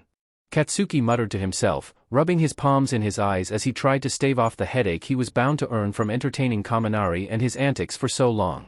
"Don't." Aizawa-sensei called out, staring at him seriously for a few moments until the bell rang and everyone settled down, getting ready for Aizawa's official homeroom announcements. Class went on as normal and Katsuki diligently took notes on everything they talked about, not wanting to fall behind any of his classmates. During lunch, Katsuki sat by himself, annoyed when a few of the extras from his class sat near him and talked around him, obviously enjoying each other's company. He finished early and walked around the building to clear his mind, trying to remind himself what it felt like to have some fing peace. He glanced around when he heard someone's shoe scuff the ground, his heart leaping into his throat when he realized it was Deku, who was headed straight towards him. "Leave me alone." He groaned, not giving the boy a chance to say a word. He didn't know if he had the strength to talk to Deku like a normal human without falling to his knees and promising his undying loyalty. Deku grinned, his eyes alight. "Kaken is so silly sometimes. I just wanted to talk." Katsuki sighed, closing his eyes as he mustered up the strength to walk faster, hoping Deku would take the hint once in his life. He didn't. Katsuki wasn't sure if he was relieved or not. "I had an idea." Deku spoke up, seemingly happy to fill the silence. Katsuki wanted to speak up, say he had an idea too. He'd been thinking of it since he realized how much he enjoyed Deku's attention and wanted more of it a few years ago. He wanted to pull the idiot into the janitor's closet and promise himself to him, if only Deku would do the same. He groaned at his own thoughts, wanting to groan again when Deku took that as an answer. "So, your gauntlets." Katsuki rolled his eyes, finally screwing his head on straight as he spoke up. "No. They don't need to change." Deku pouted and Katsuki refused to admit he found it cute. "Come on, Kaken. They're huge." He breathed out slowly, trying not to focus on the innuendo. "They're not that big." Deku scoffed. "You walk around them." That caught Katsuki's attention. He snapped his eyes to Deku's and smirked, satisfied with the idea of Deku watching him walk around in his hero costume. "Oh? You've been watching me?" Deku shrugged, stepping closer and whispered in his ear. "No need to hide what you already know, don't you?" Katsuki sked in a breath, willing his heart to stop trying to beat out of his chest as he tried to calm down. Jesus, he was going to dream about this later. "So you're giving up?" Deku chuckled lowly, the sound rattling around in his brain as a shiver slipped down his spine. "Quite the opposite, Kaken. It doesn't sound that way to me." Katsuki responded, unsure if what he said made any sense as his brain began to fuzz around the edges, only coherent enough to feel the brush of Deku's hand along his waist. Deku smiled, obviously satisfied with Katsuki's state as he took him in. "Don't you worry, Kaken. I'd die before I gave up." "I'd die before I'd give up on you too," Katsuki wanted to say. He wanted to lean back, rest his head on Deku's shoulder and turn to kiss along his neck and make his mark on his skin, finally claiming him like he's wanted to for so long. He wanted to jump in his arms and grind against him, ready for anything Deku would be willing to give him. Instead, he nodded. "Good. I don't like quitters." Deku laughed, light and airy. Katsuki felt his head spin at the sound. I'm well aware, Kaken. The bell rang and Deku gave him a heated look he didn't know what to do with. Think about the gauntlet changes, Kaken. I think you'd like it if you gave it a chance. He spoke, a grin on his lips as he backed away and ran off to get to his own class. Katsuki stood in the hallway, placing his hand over his heart as he tried to calm himself down, freaking out when he couldn't. He stood his way through the halls, uncaring of which class he was skipping as he walked towards his destination. He quickly burst through the nurse's doors, locating an enraged recovery girl and didn't give her a chance to beach him out before he started speaking. I think I'm dying. Explain. She demanded. So he did. He explained everything he was feeling around Deku, worrying over his heart especially. He explained how difficult it was to think around him and what he experienced the moment he locked eyes with the boy with increasing anxiety. He looked up at her after he was finished, unsure of when he had sat down. She glared at him. You came in here because you're in love? Katsuki shook his head quickly, even when a part of him wanted to agree. That's impossible. She stared at him and Katsuki stared back. Get out. She pointed to the door with her cane. Katsuki scowled, but did as she said without a protest. And here he thought nurses were supposed to help people in need. He stalked off, annoyed the rest of the day as he went through the motions. He took a calming breath when Aizawa said he'd be running the training this afternoon and got changed quickly enough, staring into his costume case for too long as he looked at the brand new, skinny gauntlet sitting innocently in there. He rolled his eyes, even as he put them on, and felt his heart flutter oddly, knowing for a fact that Deku had a hand in changing his design. He calmed down further as he read through the pamphlet sitting atop of them, explaining the small differences and the extra padding around his forearms so the shock of his huge blasts shouldn't affect his shoulders anymore. He spent training marveling at his new ease of movement thanks to the slimmed-down versions of the gauntlets, smiling a bit to himself when he realized he was capable of making bombs with a few of the new features when he wanted to. A large part of him wished that Deku was here, watching him with those pretty green eyes, pen in hand, recording everything Katsuki did and pointing out obvious corrections that Katsuki pretended to already know about. Katsuki stopped then, staring at nothing. Bakugou, language. Aizawa warned. He kept staring at the space in front of him, so confused about what he had just learned. He'll blame Recovery Girl for this. There's no way this would have happened without her diagnosis. No way. At all. Katsuki refuses. He groaned to himself, wanting to scream when he realized his dreams were about to get interesting after today's events. Midori. Mei cheered as soon as he flung open the door. He smiled, watching as she waved to him with her wrench in hand. Maijima groaned, his head slamming down on the desk. Izuku didn't spare the man a glance. Mei, how's my favorite inventor? Wonderful. She grinned, tossing him a blueprint. He opened it up to see Kaken's newly designed gauntlets. How's my favorite investor? Wonderful as always, Mei. He answered, smiling at her. He flipped through the plans, more than happy with what Mei had been able to produce in such a short amount of time. Perfect. In that case, I have something to introduce to you, handheld cannons. No, Maijima spoke up, shaking his head as he looked at the two. Do not touch that thing today. I already have a headache. What are we supposed to do then? Mei pouted. Anything else? Maijima responded quickly, taking some more medicine. Izuku grinned, turning towards Mei and humming to himself. He rocked on his heels, wondering if he should ask before internally shrugging and deciding to just bite the bullet. Hey Mei, Izuku tentatively spoke up, fiddling with the notebook in his hands. Have you ever had a feeling like you were having the best heart attack of your life when you were with someone? Mei shrugged. I couldn't tell ya. I'm not one for many feelings. He huffed to himself, nodding his head. Yeah, I know. I just figured I'd ask. Maybe Recovery Girl can help? She might be able to fix them. Mei offered. Izuku nodded, his spirits lifted marginally. That is a really good idea, actually. Mei snorted. Of course it is. I only offer the best around here. Maijima looked at them incredulously. You want to go to Recovery Girl so she can fix your feelings? Izuku shrugged, turning towards him. They're distracting. Maijima's jaw dropped and Izuku looked towards Mei, who only shrugged at the man's response. The two of them walked out, ignoring the look their teacher shot their way and moved quickly towards the nurse's office. Mei burst through the doors, aggravating Recovery Girl as she did so, though they soon figured out that was her default emotion as Izuku described what was happening to him and why he was going crazy having feelings like this plague his mind when they absolutely shouldn't, and she looked at him like he was insane. Izuku blinked at her. What? That's what you two came in here for? Recovery Girl asked, exasperated. Mei nodded. Yup. So, what's the diagnosis, doc? You're experiencing a crush. Recovery girl huffed, turning away from them as she put up her papers and moved her clipboard to her desk. Izuku shook his head. No. Yes, now get out of here. This is for emergencies only. Mei gaped. This doesn't constitute an emergency for you. He's experiencing teenage love. Izuku shook his head again. This was an awful idea. Whose idea was this? Yours. Get out. Recovery girl pointed to the door with her cane.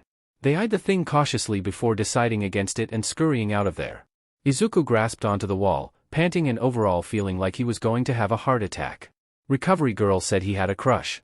Usually he would brush off doctors whenever he thought they were wrong, but Recovery girl was also a hero, which meant she probably knew what she was talking about. Was it really a crush? He doesn't want to be crushed by a crush.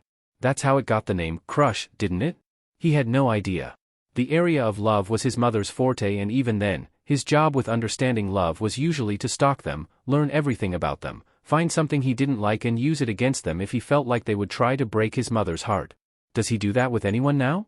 He didn't think he was obsessing over anyone or stalking them in any way. So, who is it? Mei asked. Izuku shrugged, looking at her. I'm not sure. Huh? That's annoying. She said plainly before she went back to tinkering with whatever small parts she had in her hand. Izuku nodded absent-mindedly as he watched her walk back towards the basement and stood in the hallway. It really was annoying to deal with feeling like this, especially around Kaken, when he didn't know where it was coming from. The bell rang and Izuku walked automatically towards the cafeteria, settling himself in line as he watched Kaken walk in and sit down at his own table, scowling when a few others from his class sat down with him soon after.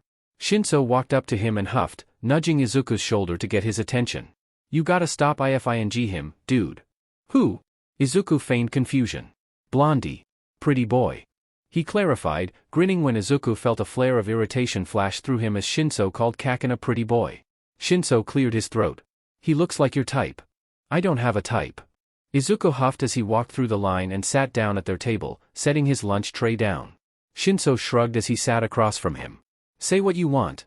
You're the one trying to undress him with your mind. Izuku glared at him. I am not doing that. He raised his eyebrows, looking wholly unconvinced. Aoyama walked around the corner, sliding into the seat next to Shinso as he slipped his bento on the table and smiled. Cuckoo! Shinso rolled his eyes as he stabbed at his food. Yeah. Hey boo. How's it going? Je suis crève. Aoyama responded, looking tired as he spoke, though that wasn't to say his sparkle was gone. How are you too? Great. Shinso grinned. I was just explaining to Midoriya why it's generally frowned upon to attempt to F someone in school with his eyes. Aoyama hummed in consideration as Izuku groaned. I would frown upon that. Whatever. I don't need to explain myself to you two idiots. Izuku stabbed his own food, glancing over to see Kaken leaving his table quickly. He heart skipped a beat when he thought Kaken looked towards his way and tried to force himself to calm down. The rest of the day, Izuku spent his time thinking about Kaken and what having a crush even meant and more about Kaken. He nearly ran back home when the final bell rang, though he stopped when he saw the bus in front of the school with Aizawa standing in front of it, leaning on the side. Izuku walked up to him, looking around. Hey, Eraser? The man opened an eye, groaning when he saw who it was. No. Izuku ignored him. Where are you going? Decided to take an all-paid vacation with the tourists, perhaps. The man huffed. Summer training for the hero brats. Now leave me alone. Izuku hummed. How long will you be? No idea. Time is just a social construct. Now, leave me alone. His golden eyes flashed red and Izuku raised his hands in surrender, walking away. He hadn't realized Kaken would be spending part of his summer break away from Izuku, training with his classmates. For a couple days afterwards, Izuku didn't even leave his house and mow-seed around, only lifting a finger to do his chores and walk around his properties to say hello to Dabi and some of the others. Izuku laid in bed on the fourth day, eyes locked on the ceiling as he thought to himself. He didn't think he was doing something as inappropriate as ifing Kaken, but what he felt for the boy certainly wasn't anything he felt for anyone else. It was a different feeling from what he felt with his other friends and far different from what he felt for his mama and dad. He was just Kaken was the most mesmerizing person to watch and Izuku never had the strength to look away. He never wanted to have the strength to look away. He loved the fact that he took up a part of Kaken's life and held on to it with all of his strength, not ever wanting to wake up one day and never talk to the boy again. There was a dark part of Izuku that felt like he had a claim over the boy, like he had set up camp near the boy and refused for anyone else to get close enough to the boy for him to feel as infatuated with them as he was with him. Wait! Izuku groaned, slamming his face in his pillow. This couldn't be happening to him. He couldn't believe Shinso had been right. He hated it when that boy was right. Izuku rolled over and got comfortable, closing his eyes as he willed sleep to overtake him so he didn't have to think about his newfound discovery anymore. This was going to make everything awkward now. He was positive about that. Deku. Izuku shook his head, sweat dripping off his nose as he leaned down and stared into Kaken's deep red eyes. I want you to say my name. Deka. Izuku chuckled lowly and moved away, letting himself tower over Kaken as he watched the boy beneath him attempt to catch his breath. Deku. He shook his head, ignoring his damp hair and traced a finger down his abs lightly, reveling in the trail of goosebumps following him. Say my name, darling. Kaken sighed brokenly. Izuku. Perfect. Izuku purred, dipping down to kiss down Kaken's neck and chest. You sound so perfect like this. Kaken whined, his hips lifting up unsuccessfully as Izuku held him down. Aha. Don't try to rush me, beautiful. Izuku admonished, moving slower than he had been before. It's been hours, Zuku.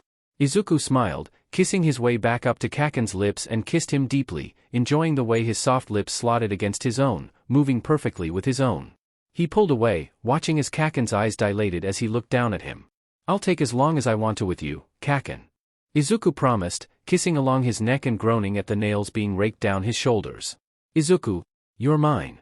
Izuku whispered, kissing his ear before moving to his lips and kissing him again. And every piece of me belongs to you. Kaken's breath stuttered, sighing contently as Izuku moved above him. You're mine and I'm yours. Izuku nodded. I don't want anyone to have your heart, kiss these soft lips, or be the reason you smile. Because that's my place. Kaken smiled, arms wrapping around his neck. It's all yours, Izuku. Take it. Izuku liked his lips as he grinned. Ring. Ring. Ring. Ring. Izuku groaned, not fully awake as he felt around for his phone, finally opening his eyes when his search didn't go as planned and slithered halfway off his bed to grab at his phone that had fallen on the floor. He answered the phone without looking, already done with the conversation. Izuku Midoriya speaking. Midoriya. Uraraka spoke up from the other line, sounding breathless. Bakugou was just taken from camp.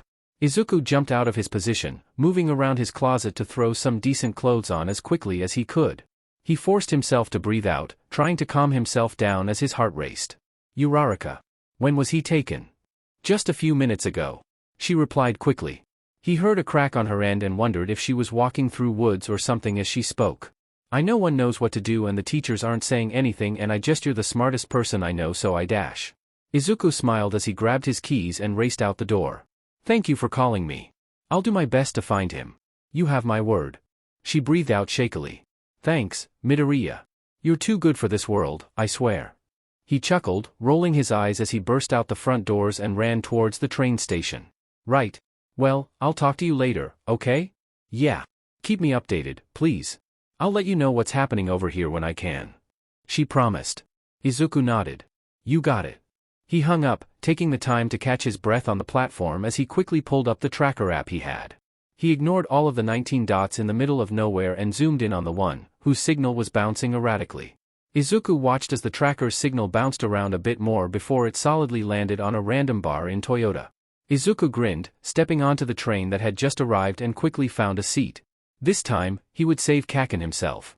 Izuku opened the door to the bar with no fanfare. He walked down the hallway, eye twitching when he heard Kaken tell Shigaraki another creative insult and wondered how many his Kaken had used against the man in front of him. He stepped into the dimly lit area, a couch and TV with gaming consoles shoved into the far wall, Kaken strapped to a chair with odd clamps secured around his hands, obviously hindering his quirk.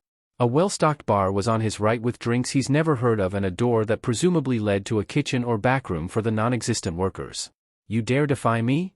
Shigaraki screamed, scratching at his neck and stomping his foot. Kaken looked unimpressed. Duh. Izuku nodded, walking behind the bar and smiling as he found some pineapple syrup.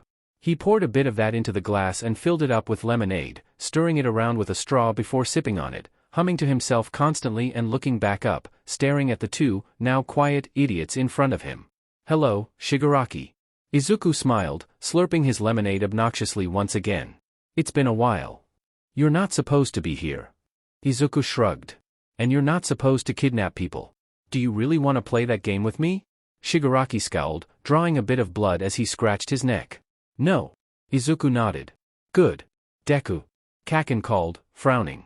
Izuku slid his eyes over to his Kaken, looking the boy up and down for any potentially lethal injuries. Kaken. Kaken? Shigaraki mocked him. Izuku paid the man no mind as he stared at his Kaken, his nose flaring when he saw the cut along Kaken's cheek. He watched carefully as the blonde began to smirk and Izuku slowly matched his reaction. You cut him? Izuku asked softly, his eyes sliding back towards Shigaraki. Shigaraki's eyes lit up. Does that bother you? Izuku felt his heartbeat thunder as he looked at Kaken, a visceral need to get rid of Shigaraki nearly overtaking him. You could say that. Shigaraki grinned, obviously under the impression that he had the upper hand in this situation. Ah, so you wouldn't mind if I did it again?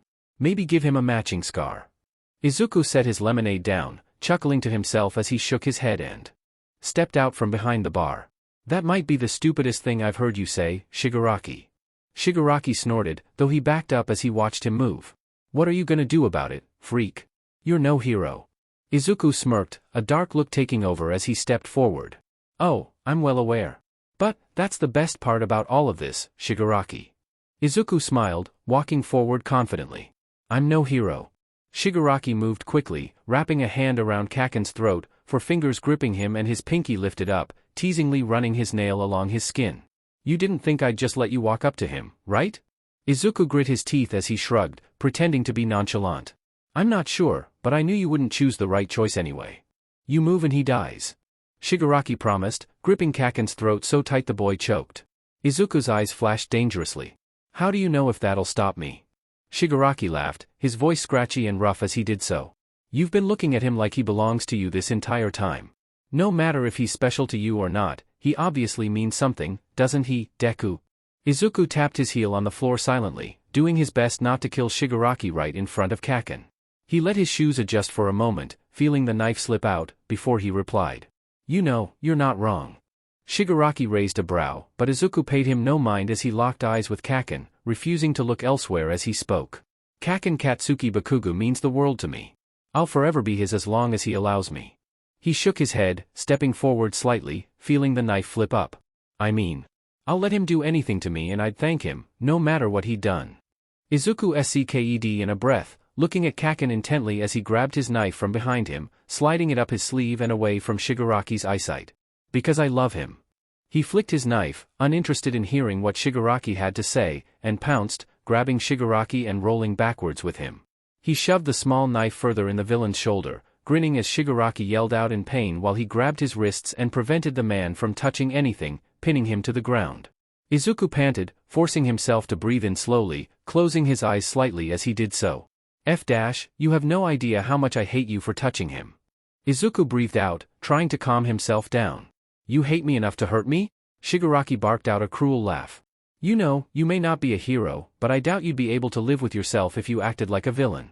Izuku smiled, something sickly sweet, and gripped Shigaraki's wrists tighter, his smile brightening when he felt something snap and the villain gasped, his eyes going wide in pain.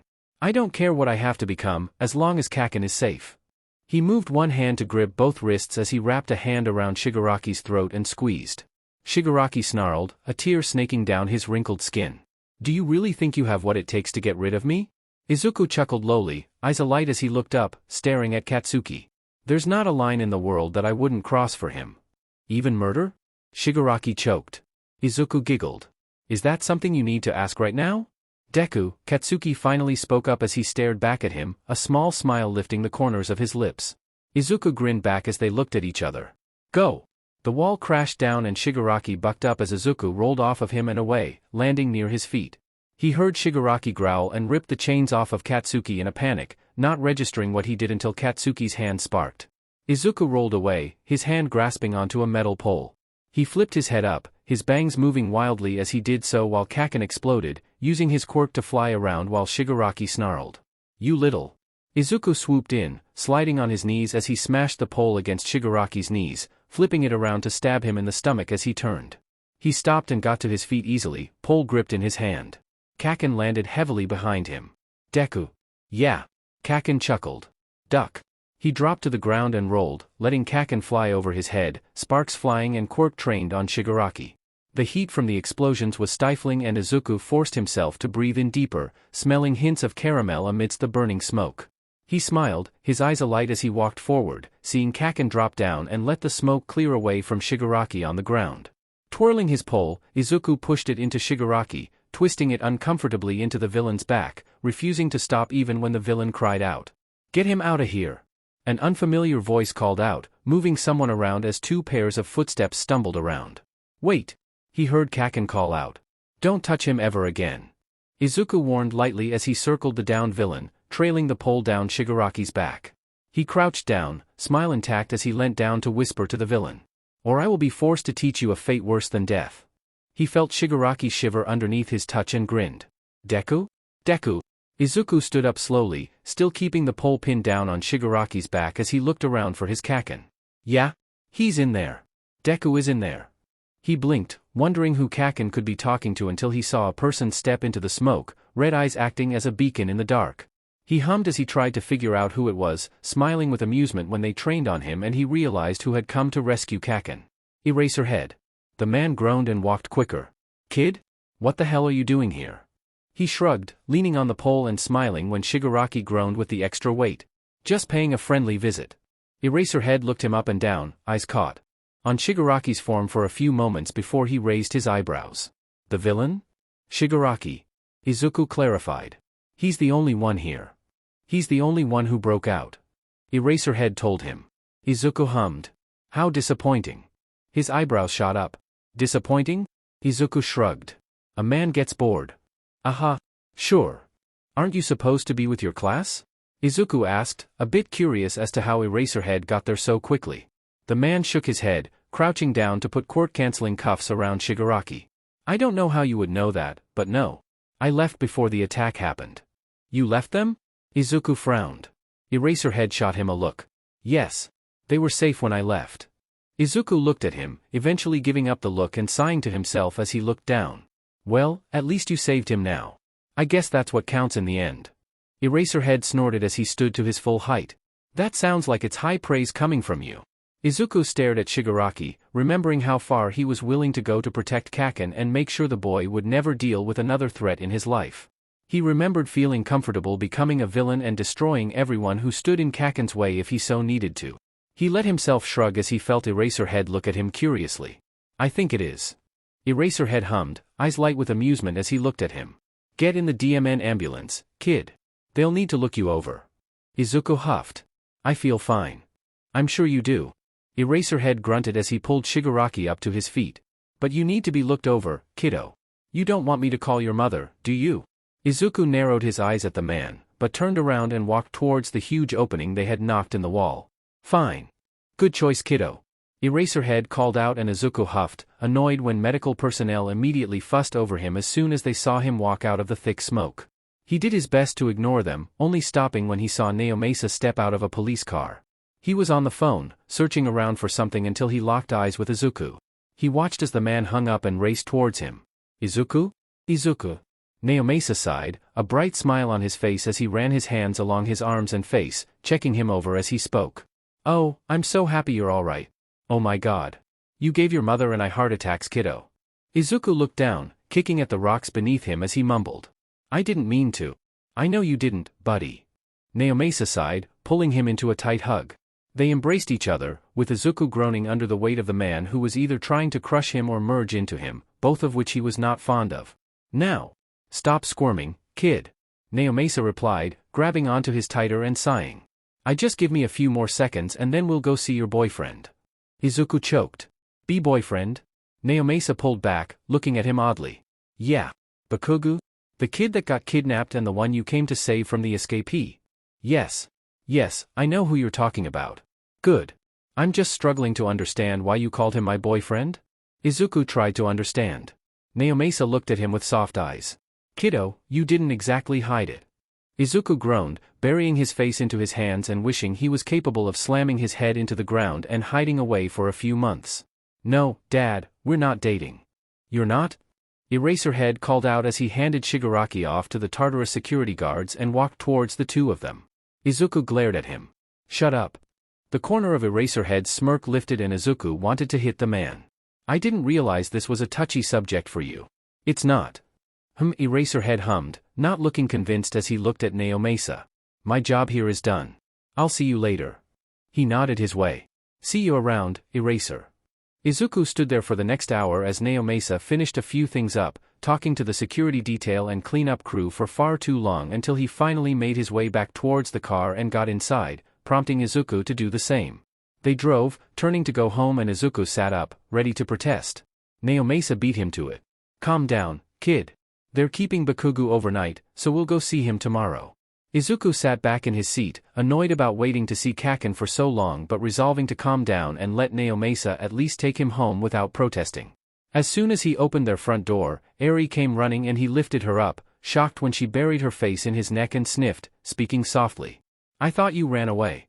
Izuku felt his heart break a bit, holding Eri out away from him slightly so he could look into her eyes. I won't ever be leaving you, Eri. I promise, and I'm sorry I made you feel like I would. She shook her head, clinging back to him. It's okay. You're here now. Izuku hummed, hugging her tight as he slipped his shoes off and walked further in the house. You're very right. I'm here now. They spent the rest of the night together, not leaving each other's sides until Eri drifted off and Izuku put her to bed, softly shutting the door and padding out to the kitchen, grabbing a glass of water and sipping at it as he caught his breath. He heard the floorboards creak and looked behind him to see his mother come out of her room, smiling softly at him. He smiled back, though his worry must have shown, and she walked up behind him, rubbing his shoulders as she sighed. I know how you must feel, but I swear, Zuku, he'll be okay. You know Katz is a strong boy. Izuku nodded, staring at his water. I know, Mama. Good. She nodded, kissing his temple before heading back to bed. Get going to bed, sweetie. We'll be going to see Katz first thing in the morning.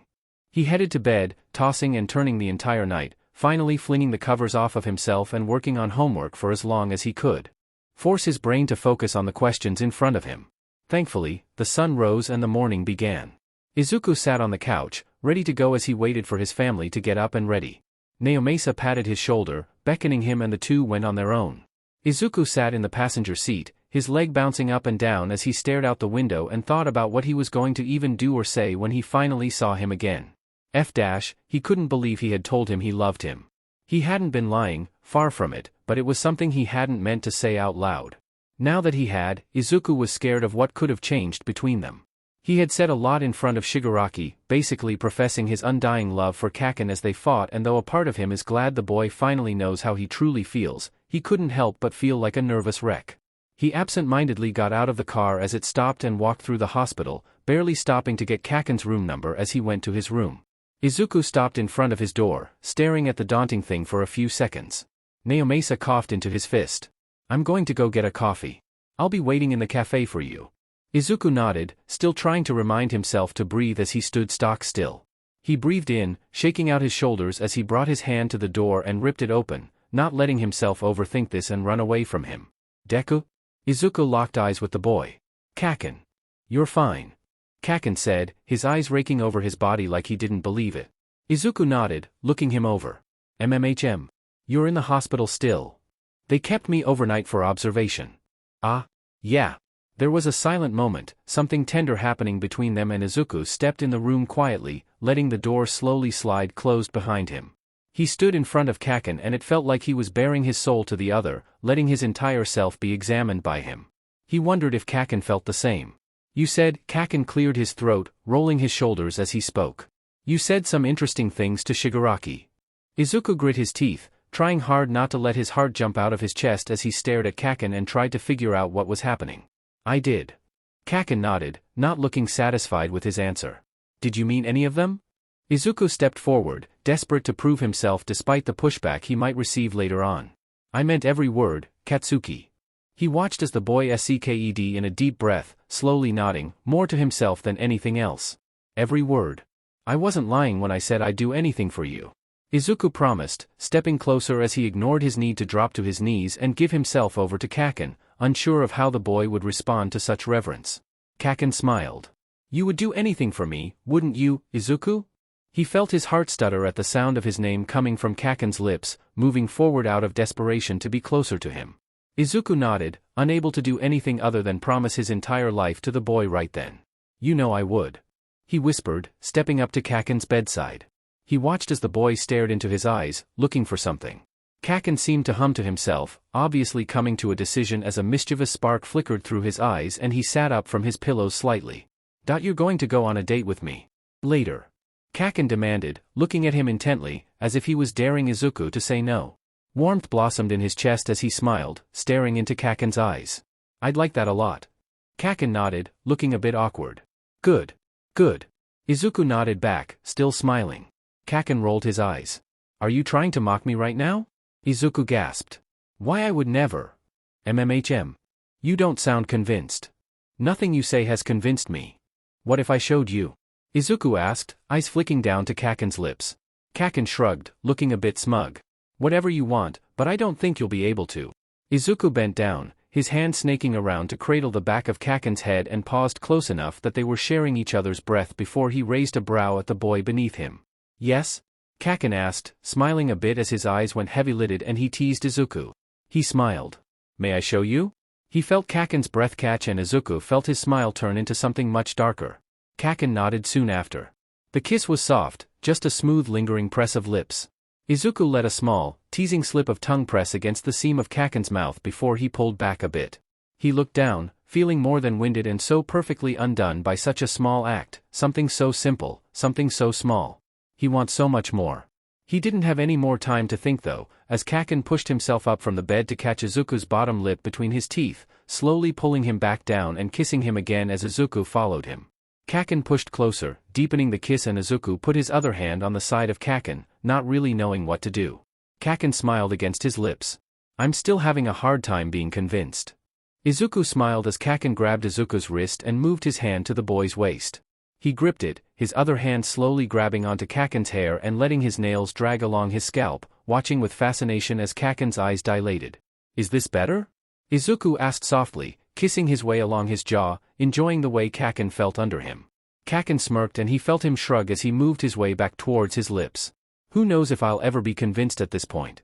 He responded, a bit breathless as his hips moved up slightly. Izuku kissed him with more force, enjoying the moment as he murmured back. I suppose I have my work cut out for me, don't I? Kaken nodded. You signed up for it. I did. Izuku stared into his eyes, grinning like an idiot against his lips. I really did. Kaken rolled his eyes at his sentimentality, arm flinging around his neck and pulling Izuku back down for another searing kiss. He went easily, smiling into it. He could get used to this. 2 months later. Izuku kicked the door open, Shinso holding it open for him as Aoyama strutted forward and tossed glitter over the front of the room. What the? Hello hero students! Izuku called out, grinning like someone who had escaped from an asylum. He walked forward, ignoring Kirishima's shiver. We are from the management class and have been told we needed to fix you up. So, let's see here. Mon ami. Aoyama called out, pointing to the papers tossed onto the teacher's podium. Izuku hummed. Perfect. Thank you, Aoyama. Shinso, you ready? As I'll ever be. Excellent. I'm sorry. Ida called out, standing from his chair. Izuku's eye twitched and he saw Kaken smirk. But, what are you three doing here? And where is our teacher? Izuku held his hand up. Sit down, Ida. Believe it or not, I can hear you perfectly well when you stay seated. The boy hesitantly sat down and Izuku nodded. To answer your questions, we are here today to fix your problems, assign you to your semester-long partners from our class, and generally get you ready to meet them. And Aizawa is currently preoccupied with something. Kaken narrowed his eyes at him. Preoccupied? Izuku nodded, looking down at his papers to try and prevent his own smirk from showing. Yes. I'm happy to see that you can hear me. He stared at Kaken, trying not to make it known that he was in love with the boy as he did so. They were going on their 5th date tonight and although Izuku has gotten used to it, he was still madly in love with him, making every normal conversation that much more challenging to get through without kissing him. Kaken raised an eyebrow, looking at him pointedly and Izuku looked back down at his papers, gritting his teeth as he did so. Dear Jesus, Mary and Joseph, he was going to die if they kept doing this. His heart couldn't handle all of this love. He might actually die from being too in love. Was that a thing? Aoyama cleared his throat, capturing Izuku's attention once more. Shinso sat down at the teacher's desk and opened Aizawa's laptop, opening up their presentation and opening up the bottom drawer, lighting up as he pulled out a fruit pouch and handed one to Aoyama before he closed it up and sat back in the chair as Aoyama sat on the desk. Wonderful. Izuku cheered, grabbing the papers and passing them out as he spoke. Right now, you guys are untrained in the world of media, which isn't great since your image as a hero needs to be carefully maintained. Jairu raised her hand and Izuku nodded towards her. What if we're planning on being underground? Doesn't matter. Izuku shrugged. The best underground heroes need someone to maintain their image because their entire goal is to move unseen. With all of the technology we have now, do you really think the heroes are the ones making sure there's no evidence of them online? She tilted her head, obviously thoughtful. Izuku nodded, passing out more papers, his heart hammering inside his chest as he passed by Kaken and gave him his papers. Kaken smirked, brushing his fingers over Izuku's, and he nearly collapsed right then and there. Anyways. Izuku cleared his throat, trying to get a hold of himself. This semester, you've all been paired up with a management student and they'll be curating your hero image within the school. Posters of you on walls might appear. If you get some of the extreme students, you'll be getting costume overhauls, upgrades, and a complete redesign. Do we have any say in this? Yaoyorozu asked. You certainly won't. He shook his head when she opened her mouth again. I don't care how comfortable you are with your body, your costume designers actually added on fabric to your original sketch because what you wanted was illegal. Heroes need protection. That is a fact. Clothes protect you better than your bare skin. That is also a fact. You are 15 and you asked for a more revealing costume than Midnight. That is a fact that haunts my teacher every day. Yaoyorozu, you won't have much of a choice other than aesthetics because, quite frankly, your assigned partner thinks you might be insane. Oh. Yes. On top of that. Why are you guys changing them? Why not the support course? Uraraka blurted out, looking confused. Izuku blinked. Because we focus on your image. Which, funnily enough, includes your costume. So, you'll be remaking them? He laughed. Oh. Don't be silly. The support course will be remaking them, but it'll be our job to coordinate what you want with them. We're in charge of redesign and they'll make it using everything they have on file about you. Will we be talking to the support course about this at all? Izuku shook his head. Think of us as a middle ground. You're the clients and we're the contractors. We have to speak to other people, pull favors, get stuff around, but in the end we did the work for you. Does that make sense? Yeah. It's clicking now. Uraraka grinned. Izuku grinned back. He figured she'd be the one to understand that reference better than anyone else. Good. Now, your partners have already been chosen for you. If you have an issue with that, I suggest getting over it quickly. Izuku announced as Aoyama switched the projection, showing off the graph with each partnership being shown. He saw the moment it clicked for Katsuki, the boy's eyes lighting up and sitting back in his seat, looking way too smug with his partner choice. Izuku refrained from making a face, though he felt his eyes soften on command when Katsuki looked at him knowingly. Oh, he was so in love. The door slammed open and Shinso squeaked, something Izuku will be sure to remind him about later, and turned to see a slightly disheveled Aizawa taking a picture of them and looking downright murderous. Izuku did his best to refrain from laughing when Aizawa's eyes flashed red at the sight of them. Get the F out of my classroom. Aizawa seethed, panting a bit as he glared them down. Ida gasped. A language. Izuku played innocent, doing his best to avoid grinning when he noticed Shinso and Aoyama follow his lead. But sir, they need some serious help. Shinso nodded, dabbing at his eyes with the old jelly packet he had consumed. It was horrible, sensei. We simply had to help the hero children. Aoyama hummed in agreement. Oui, monsieur. They were all lacking sparkle. Do you idiots want to run the hell track with me? Izuku pretended to consider it for a moment until Aizawa grinned. Midnight and Snipe will run it for a month if you three aren't out of here in 10 seconds. They all scurried out of the classroom, with Izuku sending one last wink at Kaken before the door was slammed in his face, the three of them panting from their hustle to get out of there quickly. That was close. You can say that again. He did not look happy with us. Izuku sighed happily. Well boys. He grinned at them. I'd say that was a success. Shinso rolled his eyes. Yeah, 'cause you got to IF, that Explodo guy. Oi. I did not IF him. You totally did. Aoyama, back me up here. He nodded sadly as they climbed the stairs. Oui, mon ami. The tension made me feel electrified. Izuku huffed. Are you sure you didn't just touch Kaminari by accident? Aoyama considered it for a moment. 60%. Oh, for God's sake, guys. Shinso grinned, wrapping an arm around his shoulders. Come on, man. Just fess up. You like him. Whatever. Aoyama hummed. You were a little bit too adamant that he would be your partner. Strictly business. Izuku defended himself. You demanded him for all 3 years. Shinso pointed out. Izuku shrugged, walking faster as they came up to their classroom. Maybe our business is going to last 3 long years. He's down bad. Aoyama nodded. He's fascinated with him. Who wouldn't be? Izuku sighed happily. Me. Izuku raised an eyebrow. Aoyama, I thought you had taste. Shinso, what are you? Straight? He shrugged. Who knows? I'll let you know as soon as I figure it out though. Aoyama giggled. Certainly not straight then. Shut up, Twinkle Toes. Oh? Are you talking to me, Truffula Tree? You know what? Boys. They stopped a few paces in front of the classroom door, breath stopping when Midnight opened it and grinned at them, phone in hand with a picture of the 3 of them pulled up. Shinso quickly dropped his arm from Izuku's shoulders and Aoyama slowly slid behind him. He breathed out. I can pay you handsomely. I'm sure you can. I want something else from you 3. He gulped. What? She liked her teeth. Your time. Detention. After school. I'll meet you 3 at Gym Gamma. Izuku groaned. Hell track? Hell track, she sang, her grin growing wider. Now, get in here. They made their way inside, all sitting down sheepishly. Izuku looked out the window, smiling to himself as he crossed his arms over his chest and relaxed further into his chair, ready for whatever else the universe had to throw his way. He'd be fine. He knew that for a fact now. Okay, sadly the chapter is over. And if you enjoyed the video, just leave a like and subscribe with post notification, so when the next chapter is ready, you will be notified. Okay, see you in the next video. Bye.